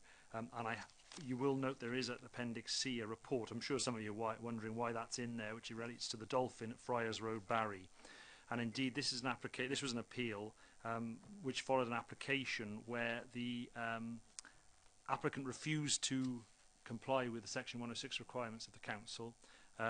Your officers felt that we had good grounds to object to that, and it was refused only on the grounds that they'd failed to comply with the terms of the Section 106 requirements. In all other respects, it was felt it was acceptable. When it got to appeal, the inspector considered it. There was a district valuer's report, and at that time, the profit margin of the developer was also questioned.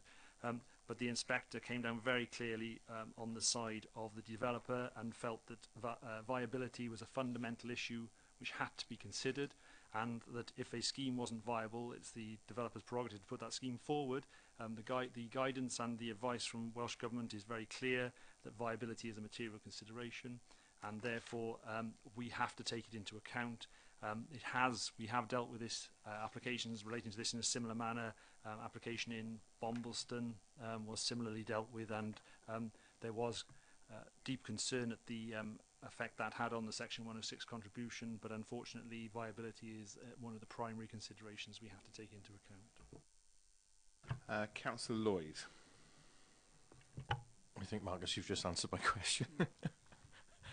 It was about fairly new to planning, and so the question was, you know, what is our ability to turn down an application based on an inability to meet 106 obligations? And you've just answered that.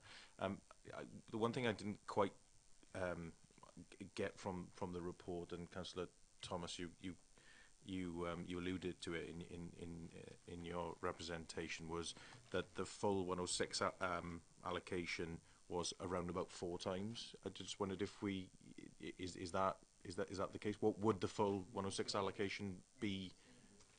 I think it's the last section of the report. You do have to add it up, unfortunately. Bear with me 1 second. Turn your mic off, Matt.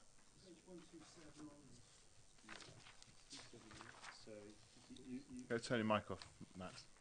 Thanks. Sorry.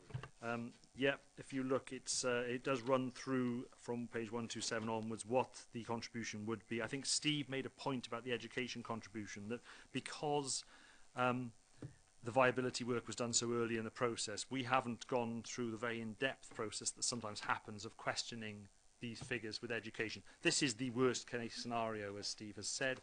In some cases, some of the schools will not need the amount of Section 106 contribution because they're assessed on the basis of how many places there are in the primary schools in the catchment, how many places there are in secondary schools, etc. However, on the worst case scenario, it is set out there that, where is it? Bear with me. There we go. Yeah, £378,000 for education. Community facility comes out at 36,000. Public open space 76,000. Sustainable transport 66,000. I can see that, but those figures don't add up. Yeah. 4 times. No. Can I just come in, Mark? Yes. I've just done a quick calculation. Go one at a time, please, I've got 556,000 roughly. So actually, the 300,000. Obviously, those figures don't include affordable housing, and obviously there's value to affordable housing, but it's 556 in terms of the other Section 106 contributions. I've got Councillor Burnett next. Did you want to come back on anything? No. Councillor Burnett. Super.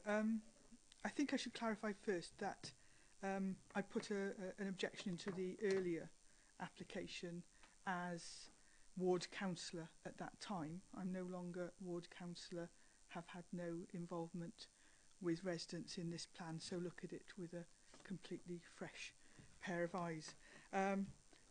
Interesting that Mr. Wallace decides to quote me. I need to clarify that in terms of my view.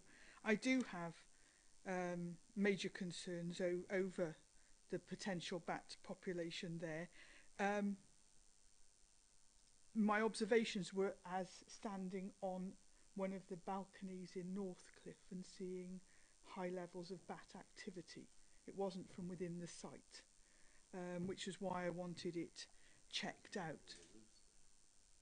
Well, I don't know if there's a roost there, whether it's in the trees or whatever. There is a high level of bat activity.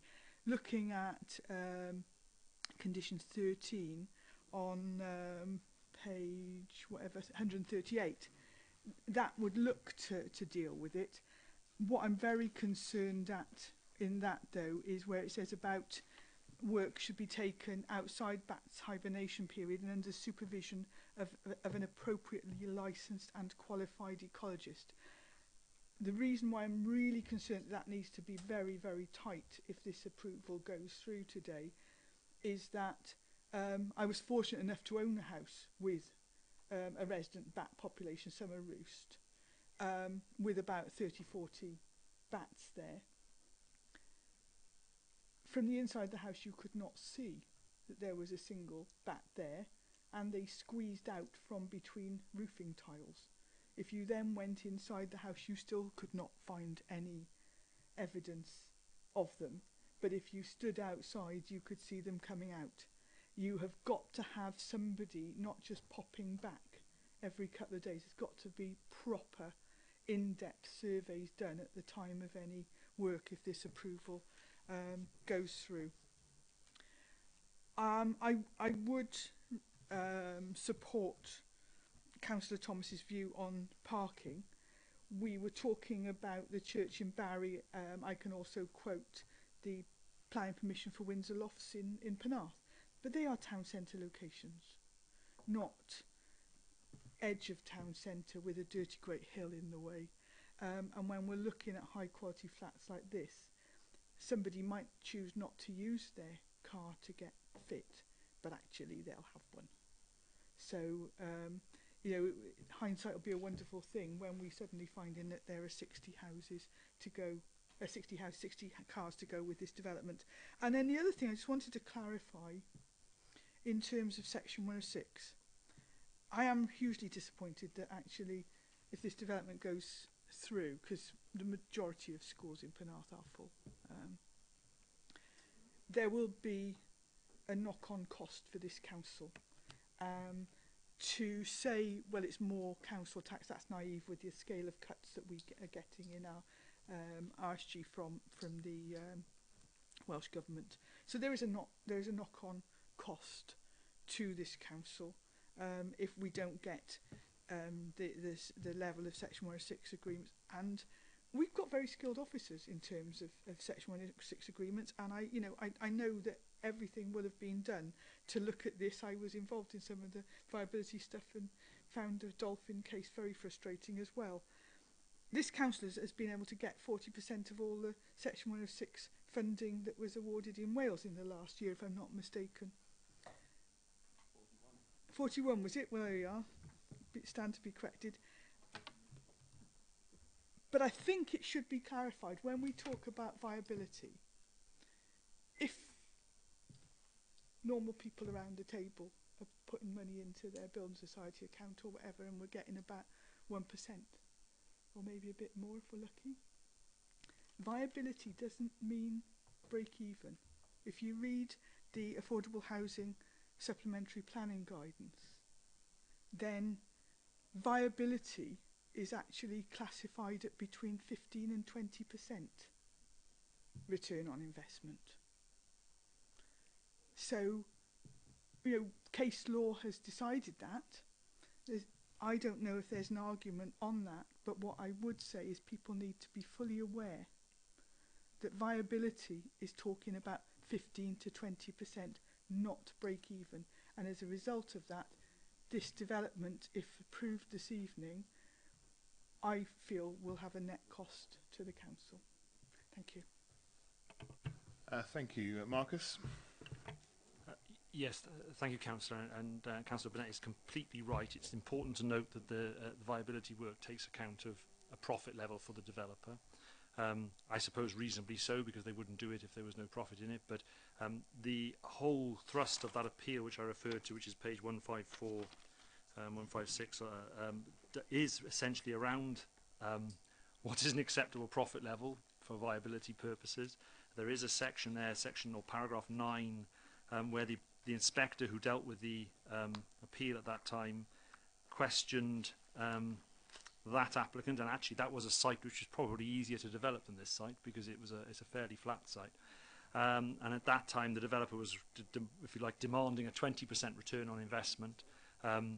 The council felt that 15% was more appropriate. It is actually a figure that was originally quoted in what was known as the Three Dragons Toolkit, which was used by councils to assess viability for affordable housing. However, the inspector did not agree and felt that a 20% return on profit was completely acceptable. There are cases in Cardiff where similar appeals have attempted to be fought by the council in Cardiff on similar figures, and it seems to be that the inspectorate is sitting fairly and squarely of the view that 20% is an acceptable profit level. So I think we are stuck with that, and hence why the district valuer has come to the conclusion they have, unfortunately. Councillor Bird. Thank you, Chair. A couple of points. Yes, I'm not happy with the 106 contributions, very upset about it, as I was for the Bombleston scheme.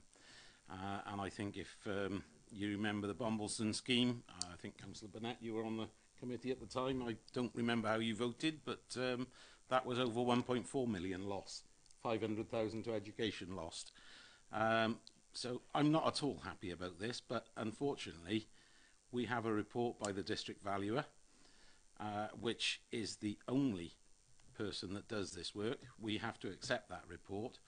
It is a very difficult site to develop, and although there is a 20% margin in it with their current figures, when they start drilling and doing their tests and putting their foundations in, we all know that the groundwork can become a huge part of this. So they are taking a significant gamble on it as well.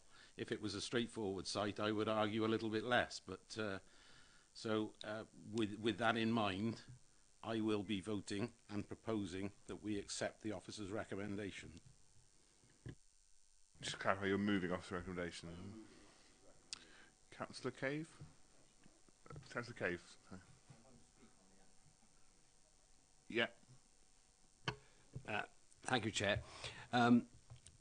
It crossed my mind that this actually is a very good example of why we got the Planning Committee, because in January we overturned the officer's recommendation unanimously, and it is quite clear from the new plans that the long linear white brick building has now turned into a much lower, a more acceptable state of finish. In fact, I worked it out quickly. The block B has been reduced by 30%. Now, when you stand on the barrage and look up, that top 30% was significant enough for me to support the new recommendation to refuse it. And on that basis, I am very content that this actually is a totally, completely different scheme. And maybe that was recognised by the fact that it didn't go to appeal. And I think our recommendations were considered, and they have taken them into account. And I would, although it's been seconded, I would actually second the recommendation as well. Thank you very much. Before we go to vote on the move, any further members to make any comments? Councillor Wilkinson. I am concerned about once they start moving things and getting all the roadwork sorted, that there's going to be landslides. I am concerned once you start moving things like what is there and trees and all the scrub, I'm frightened of landslides. Steve? Yeah, if you just say page 139 of the report, condition 14 deals with the issue of geotechnical assessments, including results of monitoring. So as part of that assessment, we require regular monitoring. So obviously issues such as landslides would be picked up in that. So we're satisfied that condition 14 does cover any potential sort of ground movement issues. If there are no other comments, move to a vote. Move officer recommendations. All those in favour? And against? And any abstentions? That carries. That passes. Thank you.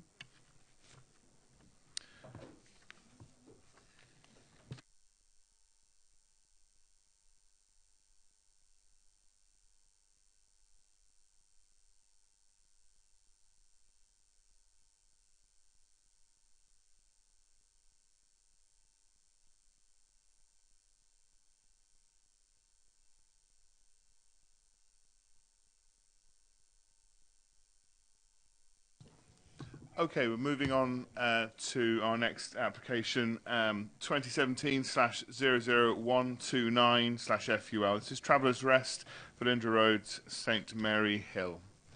Marcus. Thank you very much, Chair. Yes, well, this is an application which is for a single-pitch gypsy site with hard standing and day room.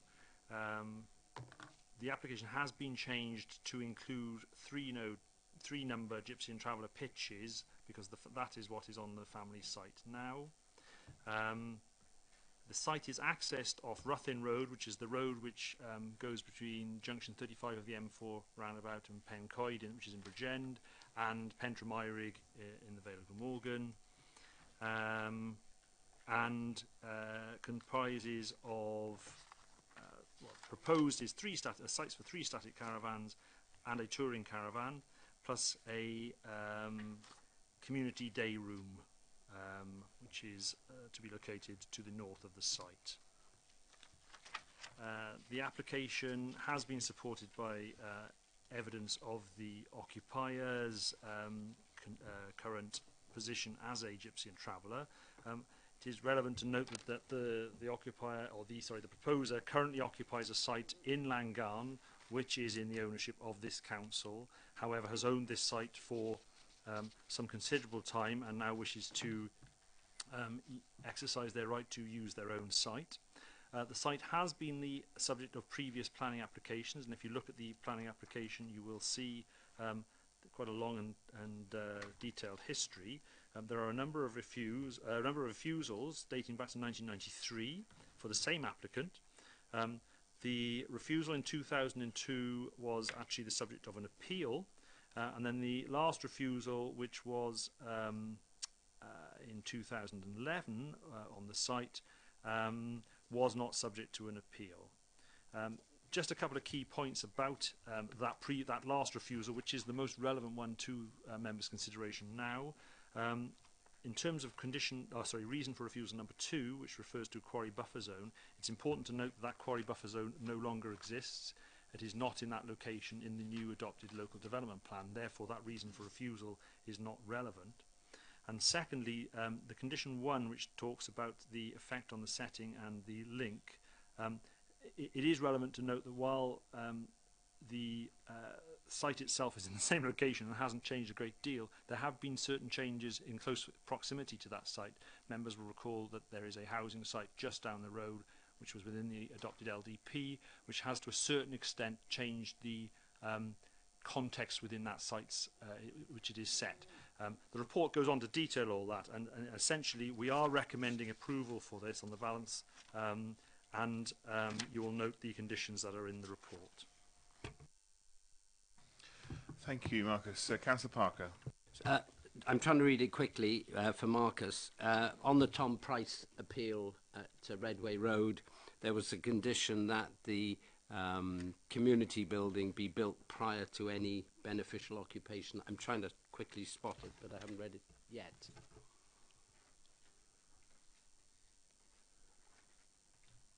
it might not be on there, but that should be a condition, I believe, in fairness.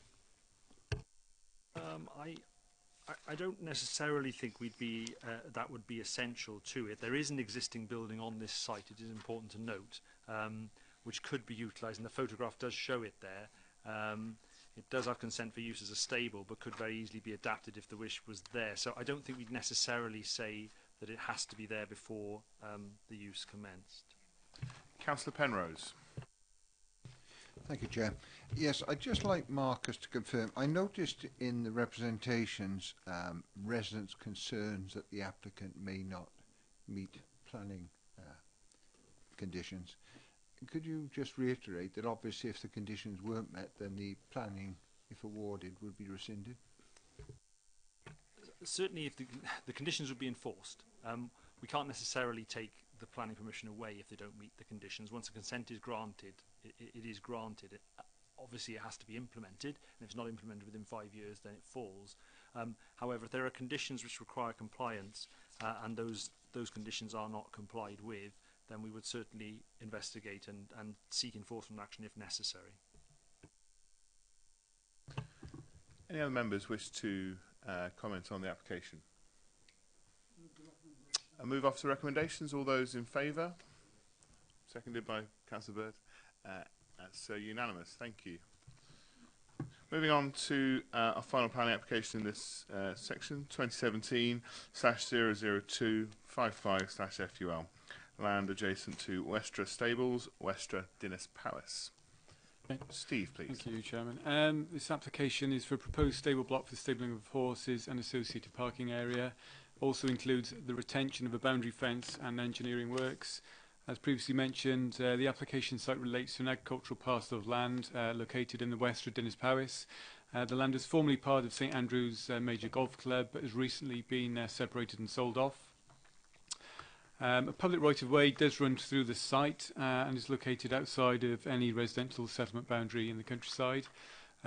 We've the application is part proposed, part retention.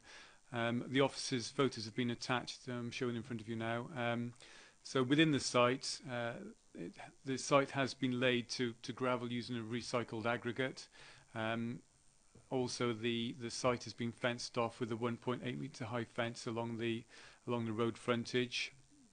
That's a view from inside the site towards the road. Obviously, the fence is visible there. You can also see that our concern on this application as well is that the land has been raised. A sort of membrane has been put down with the tip material on top, which has raised the levels of the site.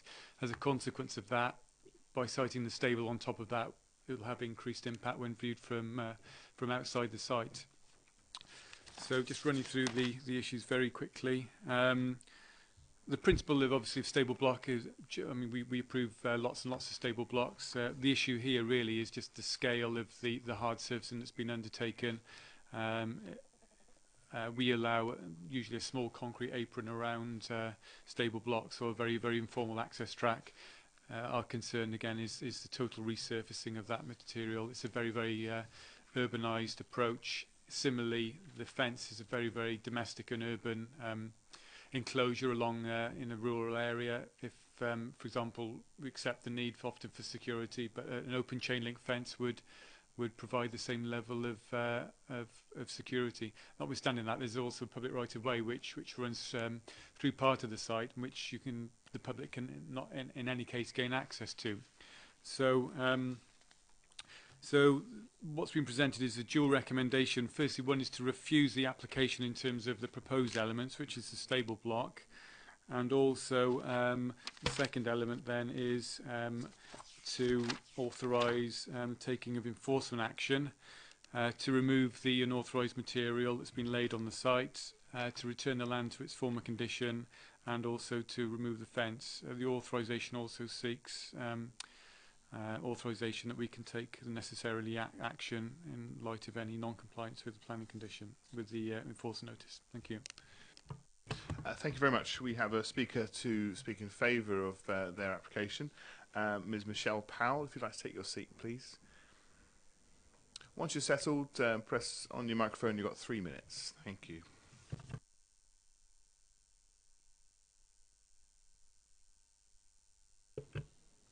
Thank you. Good evening, councillors. I'm obviously aware of my application will possibly be rejected, and I don't feel this is fair for the following reasons. Firstly, we've not raised the ground level. We evened out the existing hardcore and earth as advised by the farmer grounds person. We removed approximately 8 skip loads of rubbish, and the level it is now is the result. In fact, we reduced the ground level, and evidence of this is a water hydrant that is now visible. It was buried and underground before. We've stopped works as we were unsure as to the required finishing from planning, for example, something like a thinner stone dust. The current ground is a sub-base whilst we await planning advice. We also agreed to reduce the recycled stone area to pasture.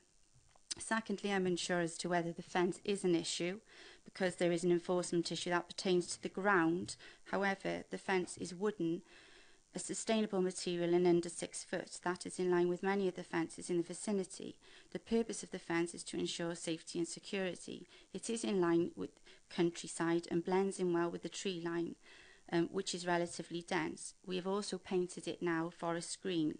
The local council have not objected to our plans. No local residents have objected. Many positive comments have been received.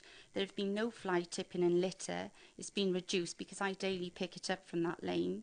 Further, the stables are for personal family use. We love our animals and need to consider their welfare. They deserve shelter. There are many stables in the area of block and with stone dust standing. The stables are not for commercial use and under no circumstances for business. I object to anybody accusing me of such. I am not sleeping and feel very upset. To my knowledge, I've not done things properly. I've not done things properly and transparently. Unfortunately, I've been advised incorrectly as to what I needed planning for. I regret this and apologise, but I want to move forward. We care about the environment and ultimately the welfare of our animals. I wish to invite you all to the site to fully understand the circumstances. We will adjust the hardcore area as discussed to pasture, but please also consider the neighbouring land owns some of the stoned area and they require entrance with their farm vehicles. It doesn't all belong to us. They need to tend to their livestock. I'm overwhelmed having to speak here today, and I urge you to agree to this application. We have compromised. We have tried to reduce the area. We've stopped work. We've painted the fence. And we also realise that locally there are other stables that have been passed in the last 2 years of the same application as ours, or very similar.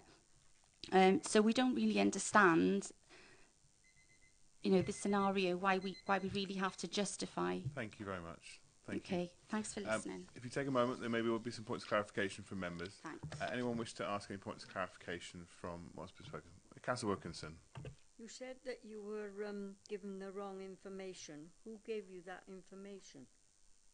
Who said to you you had to do something and then you did it and it's wrong? We employed a local groundsman farmer from a Pendoilen area, and he said you could just level it out with the machinery, and it was actually all the hardcore that was in there, big stones, there was lots of big mounds of earth, and all he did was level it out with his machine. At the point we didn't put anything in there, we put something in so we could get the vehicles in and prepare for stables hopefully when it was agreed by planning. I really wouldn't have done that if I thought it was cause this, this difficulty. And we have said that obviously we will reduce the area as advised. But as far as the levels concerned, the levels are as they were, and we have photographic evidence of that. Thank you. I think that's clarified the point for Councillor Wilkinson. Any other points of clarification from members? Councillor Driscoll. You said you removed 8 skip loads of rubbish that people have fly tipped? Yes, Councillor. We did remove approximately 8 skip loads of rubbish. I think over the years lots of things had been dumped there. There was lots of steel, there was lots of plastic, there was numerous amounts of glass bottles. So we were almost a year taking rubbish out of there. We've been openly and transparent in what we've done. I don't wish to break any planning laws, and I've tried to do it all properly. You know, so I'm really at a loss. You know, I'd like people to view the site so I could explain what we're doing. There are many people in the area that don't even apply for planning for stables and do it all the correct way. And I feel quite disheartened that I've tried to do things the correct way. And I think we've clarified the point. okay, about the thank you, skips. thanks. Thank you for taking the time to come and speak. I don't believe we've got any other. You got okay? Just clarification, please. I'll get used to this. Other landowners have access over your land and the public right of way, is that correct? Yes, there is a neighbouring land that has sheep on, and they share the access, and it's actually their responsibility, the hardcore to a certain extent. You know, that's nothing to do with us. Obviously, this has extended the site. Let's clarify the point. Thank you. Okay. I think you have covered the points within what you've said. Thank you for coming to speak with us. It's been really helpful. I'll move back to who's speaking. Steve, please. Yeah, obviously, you know, we thank you for stopping work on the site, and obviously we realise that you know, the case officer's been sort of in discussion with you. Whilst I'm aware that you've taken material off the site, equally you've brought material back onto the site, and from our point of view, significant amounts of it. I mean, the photo in front of you does show that whether that material was tipped illegally originally, that may well be the case, perhaps in connection with the former use. But nevertheless, you know, many tons of hardcore have been brought onto that site. I dread to think how many tons, but you know, the levels have been raised. I'm not aware that we've approved any of the stables with such extensive, unlike commercial stables. This is domestic stables. Normally, domestic stables should sit within the landscape, relatively incongruously with a small apron. You know, when I saw these photos with the case officer, we were quite actually shocked about the extent of the work. And it's really all the elements together. It's the raising of the ground levels, associated impact with the higher stable, and indeed the fence along the front. We noticed that part of the fence has been painted, not all of it, which does go some way to reducing its impact. But nevertheless, I think the principle of a fence along a rural lane is considered inappropriate in this rural context. It's very much of an urban form. We've got photos taken at a distance. These photos are admittedly taken earlier in the year, before the trees are in and the hedgerows are in full leaf, but it's very, and there's a marked difference in the character of the site from what it was to what it's created. So in terms of request for obviously it's up to members if they wish to see it on site, but I think that's the purpose. We've attached lots of photos to this presentation so that members can actually get a real feel of the impact that these works have taken place on the landscape without necessarily having to visit the site. I think one thing for members also to note is that although there is a recommendation for refusal and for enforcement action, clearly we would wish, if this is authorised, to continue to work with the applicant to try and achieve something more acceptable to us. That will include removing some of the material. Clearly, the stable itself in many ways isn't unacceptable. Our fears are more about the fact that the levels are such that they become much more prominent because they're on raised land. I'm sure there is an acceptable scheme in here. Principle is not really a problem, it's what's happened. So what I can give you assurances are that if the applicant is willing to carry on discussions after decision is made, we would not seek to just serve an enforcement notice on them. We would seek to try and negotiate and resolve that issue. Obviously, if the solution wasn't forthcoming, then maybe that would be the point where a notice would be served. But I would hope that perhaps that wouldn't be necessary. I had Councillor Parker first, and I've got a couple of others as well. I mean, that's very sensible advice from Marcus. I mean, I have been involved, as some of you know, in quite a few of these stable blocks, and quite clearly, looking at this site, there is a far too great larger area of hard standing than you would possibly ever. I mean, you might have to reduce it by 60 or 70% to get down to the apron size, which normally is about 8 metres in front, and whatever the width of the stable block is. And on that basis, I'd support the officer's recommendation. Councillor Thomas.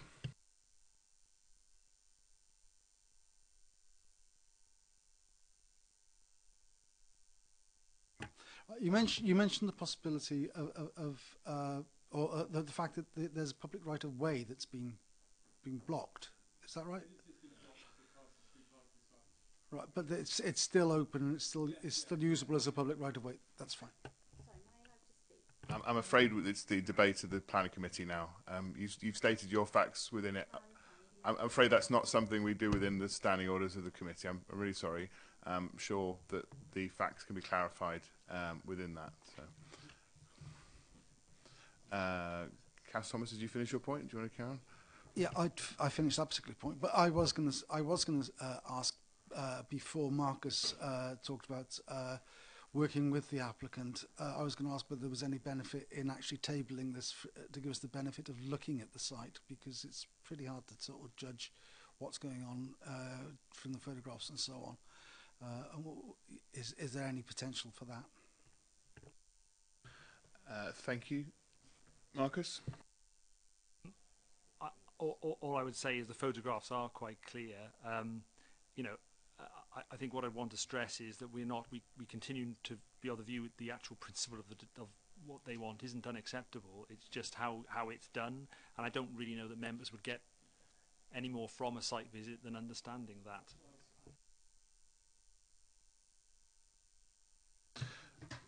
Councillor Wilkinson. I think my points have been covered. I was going to suggest that we work with the applicant, but Marcus has already made that promise. Now we vote on this tonight, I think you need to sit down with the applicant and come to some agreement, because we don't want this going any further. Councillor Driscoll is next on my list. Yeah, I think the pictures, well, actually the pictures don't do the site justice really. It's they look a lot larger. The hard stand-in looks a lot larger than it actually is. I'm not sure whether in the papers where there's actually any measurements, but it looks a lot bigger than it actually is on the pictures. You know. Also, the public right of way goes to the side of the site, not through the site. I mean, one thing I would say, obviously, the applicants made reference to the fact that they don't all own all of the site, and that's an issue that came up during the application, because I believe that you know, the red line actually covered the whole of the site. So if members are looking to view it on site, perhaps it would be beneficial that the site is sort of pegged out so we can actually see the extent of the site within your ownership, and obviously we can take the matter up separately with the adjoining landowner. On that note, though, obviously that can all be resolved with if a second application were to come in, because the second application would be free. It wouldn't actually cost. Okay, so the suggested second application from Marcus. Councillor Penrose was next on my list. Thank you, Chair. Yeah, whilst having every sympathy for the applicant, you know, the applicant does accept that it's taken wrong information and it is a contravention. Because of that, you know, I would support and second Councillor Parker's motion to recommend officers' recommendations on it. Thank you. Councillor Bird, already covered by Marcus's reply. Do you want to put the microphone on? Thank you, Chair. I just feel we can quite easily work with the applicant, come to an agreeable scheme and save all the trauma and hassle. I think it's a relatively simple process so long as everybody's in agreement, and I'm sure the applicant, she seems a very reasonable lady, will talk to our officers and come to a scheme that will be back before us very shortly, hopefully. In light of the suggestions of actions following moving officer recommendations and having had them moved, can I have all those in favour of passing officer recommendations in light of the report? With the conditions as stated, absolutely. And all those against? And any abstentions? Okay, thank you. That passes, but with the notes as we've said in the meeting. Thank you for your time. I have to bring your attention, committee, to some tabled items. Item 10 on the agenda.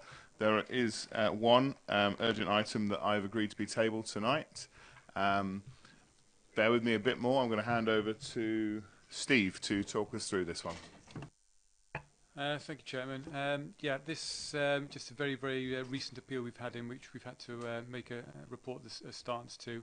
This relates to Ashdean Manor in Bridgeman Road, Penarth.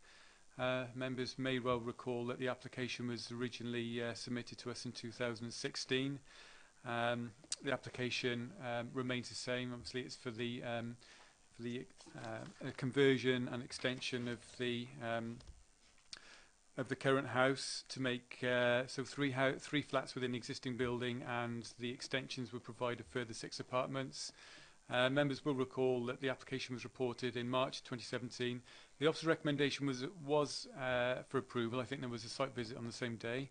However, there were concerns raised by committee members regarding the contemporary nature of the design, and it was considered that more effort should have been made into retaining regional features of the house, such as the iron balustrade and the zinc canopies. So committee resolved not to determine the application and requested that officers negotiate amendments to the scheme in order to overcome committee's concerns. Since that time, there has been a very, safe to say, little communication between the agent or the architect on the application. Having said that, the communication is now that they've made an appeal on against the non-determination of the application.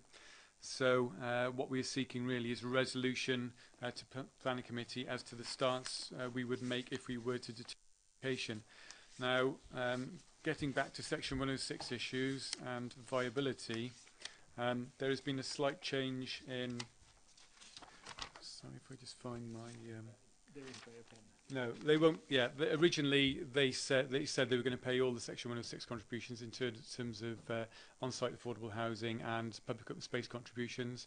They're now claiming that they never said that, and they're now saying that they're not going to pay anything, and that in paying that the scheme would be unviable. They've not provided any evidence, so we are carrying forward a refusal based on the development not mitigating the impacts, not meeting its own impacts, as set out in the which essentially we were looking for three houses to be, 3 of the units to be affordable, 2 be social rented, in addition to £15,000 off-site affordable contribution. In addition to that, a £22,000, nearly £23,000 public open space contribution.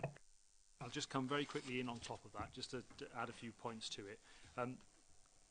Unfortunately, and I feel actually very unreasonably, before may well have been some point this year, appeals which didn't include all the information, or sorry, applications which didn't include all the information necessary and which appeals were made against, and the applicants then put the information in on, could be accepted by the planning inspectorate. It put us as councils very much on the back foot, because if, for example, you didn't put in details of drainage and we refused something for lack of drainage, they then put the details of drainage into the inspector and said, how unreasonable is that authority? They didn't, you know, so, and unfortunately this is a bit like that. Because this application came into us before those rules changed, if they put viability information in subsequently, which is deemed to show it's not viable, we will be at a disadvantage in any appeal, because we'll have literally, the appeal will be based around viability, because if members decide they would have approved it, for example, now subject to viability.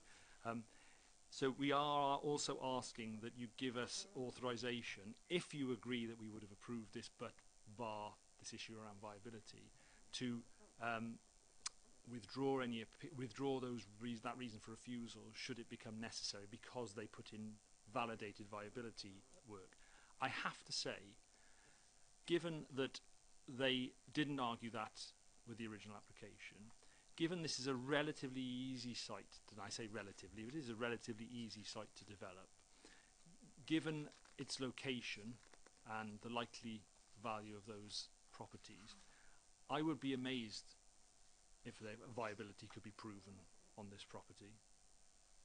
It's not a listed property, but is in a property in relative, I mean, it's not in fantastic condition, but it's certainly not falling down.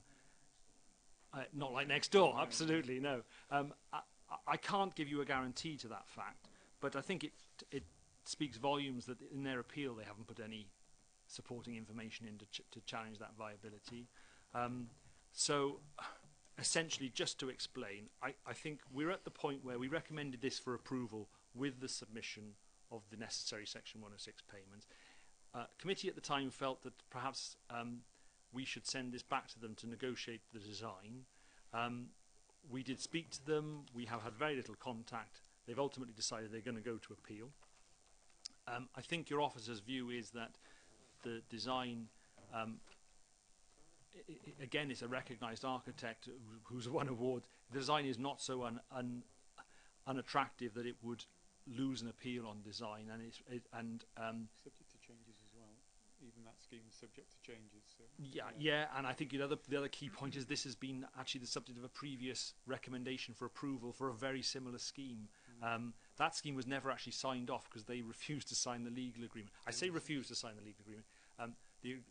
I think the ownership changed, so the scheme completely changed and the legal agreement was never signed. But essentially, a very similar scheme has already been approved on this site. So what we are saying to you is, if you were minded that actually we would have had the applicant come forward with agreement to provide 3 affordable houses and the Section 106 contribution, we would have been saying to you, would we be minded to approve this and align with the previous report? In which case, the legislation allows for the planning inspector to send it back to the applicant and say, no, we're not going to deal with this as an appeal. You can send that back to the authority, and the authority can continue to have discussions with you and determine it. Unfortunately, because what the applicant has done is to say, right, it stays the same, but I'm not going to pay any Section 106 now, I think we are duty bound to say, well, we would, without any viability work, we would refuse this application. However, we haven't had a chance to consider that, and were we to consider it and it to be proved non-viable, then the situation may be different.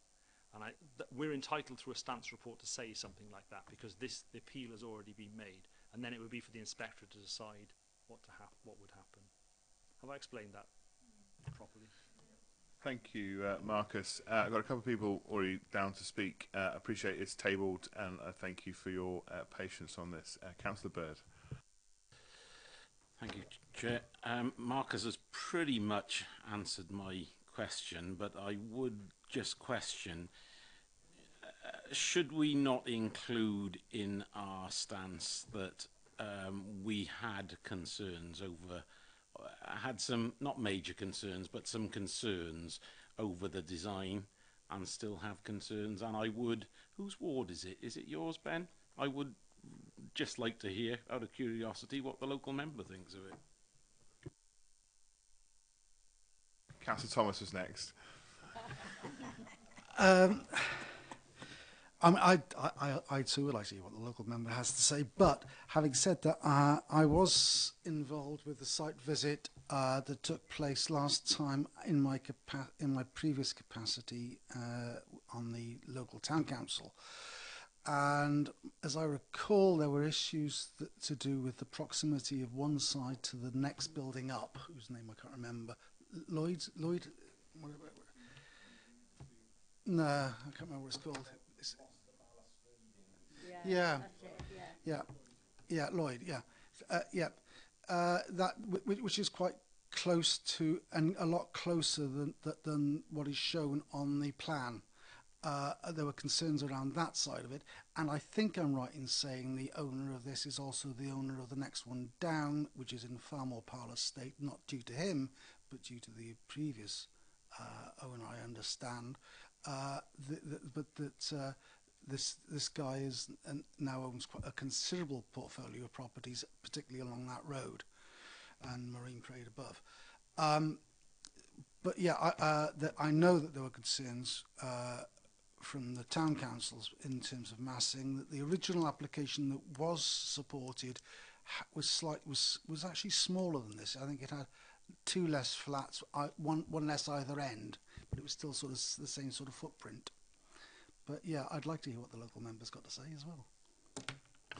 Thank you, Councillor Thomas. I think my considered view would be there are some considerably worse developments that have taken place within the vicinity of that, and the scale and scope of the design with the caveats around some of the edges of the design maybe not being quite as good. I think it is acceptable, but certainly the refusal to pay 106 is not acceptable. And you know, I would move officer recommendations.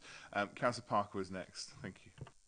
Yeah, I'm just refreshing our memory on it. The major concern I had, although it was covered by condition, is that the listing on the balustrading, which was a very high listing, and in fact, I was reminded by Maureen Kelly-Owen that there was a grant of £25,000 coming from Cadwallader a long time ago to actually restore these back. The other thing I would say, although it's not, I'm aware he owns the property to the lower end, and maybe we could suggest that a comprehensive scheme for the two sites would be a very appropriate way of getting over the damage to the listed building, which is almost demolished now. Okay. Marcus. Thank you, Chair. Unfortunately, neither of the buildings are listed. They are buildings in conservation area, but they're not actually protected by listing. Former Councillor Kelly-Owen did mention the issue of the balustrade quite a number of times, but the council was not involved if any grant was given, and we have no record of it.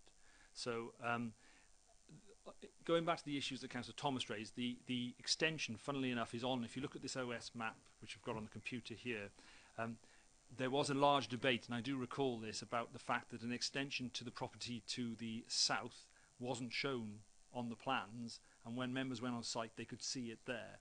And it's actually been shown on this plan. If you look, extension not recorded on OS mapping, and not recorded in Vale of Glamorgan planning records. So it's an extension which we have no records of. It's obviously long and historic, but essentially it is shown now on those plans. You'll also note that actually the proposals are really no closer than the previous approved scheme. You'll see the previous approved scheme is in red, dotted line there, and actually went a bit further back than this scheme. Likewise, that scheme was a bit more of a pastiche and slightly less, if you like, out and out modern, but was very, very similar in nature, as you can see from the plans there. Indeed, I think what the agent did with this one was to try and add a modern feel to the previous schemes, because he did feel it was a bit of a pastiche, and that perhaps would have jarred with the effect it would have on the actual original building, because the original building in this will stand out very much as the core centre part of it. Coming back to the other property which the applicant does own, Normandy below, I think initially I'll be very wary of talking about a comprehensive redevelopment. The council has fought for many years to ensure that and try and bring Normandy back as, in some form or another, as a building. Clearly it's in a very poor state as it stands, but I really wouldn't want necessarily to see some sort of comprehensive redevelopment of the whole site. And indeed Ashdean isn't in that poor state, and I think this will seek to maintain it. And finally, the levels are quite different, so it would be very difficult, I think, to try and do a sort of comprehensive development. There's a big drop in levels, as we all know. I think I remember on the site visit that there was a long debate about who damaged the wall that fell between. Anyway, I won't go into that. I won't go into that. But so really, where we are, I think there would be tweaks if we continue to deal with this as an application. There almost certainly would be tweaks, but they would be that at the very most. They wouldn't be. The principle is pretty much acceptable, but certainly we do not feel they have justified that the viability has been proven, and I would be very, very surprised actually if they could show that. Thank you. Councillor Wilkinson, have you still got a point you want to make? It's only a small one now, but don't we have it in writing that they agreed to pay 106? Microphones, please.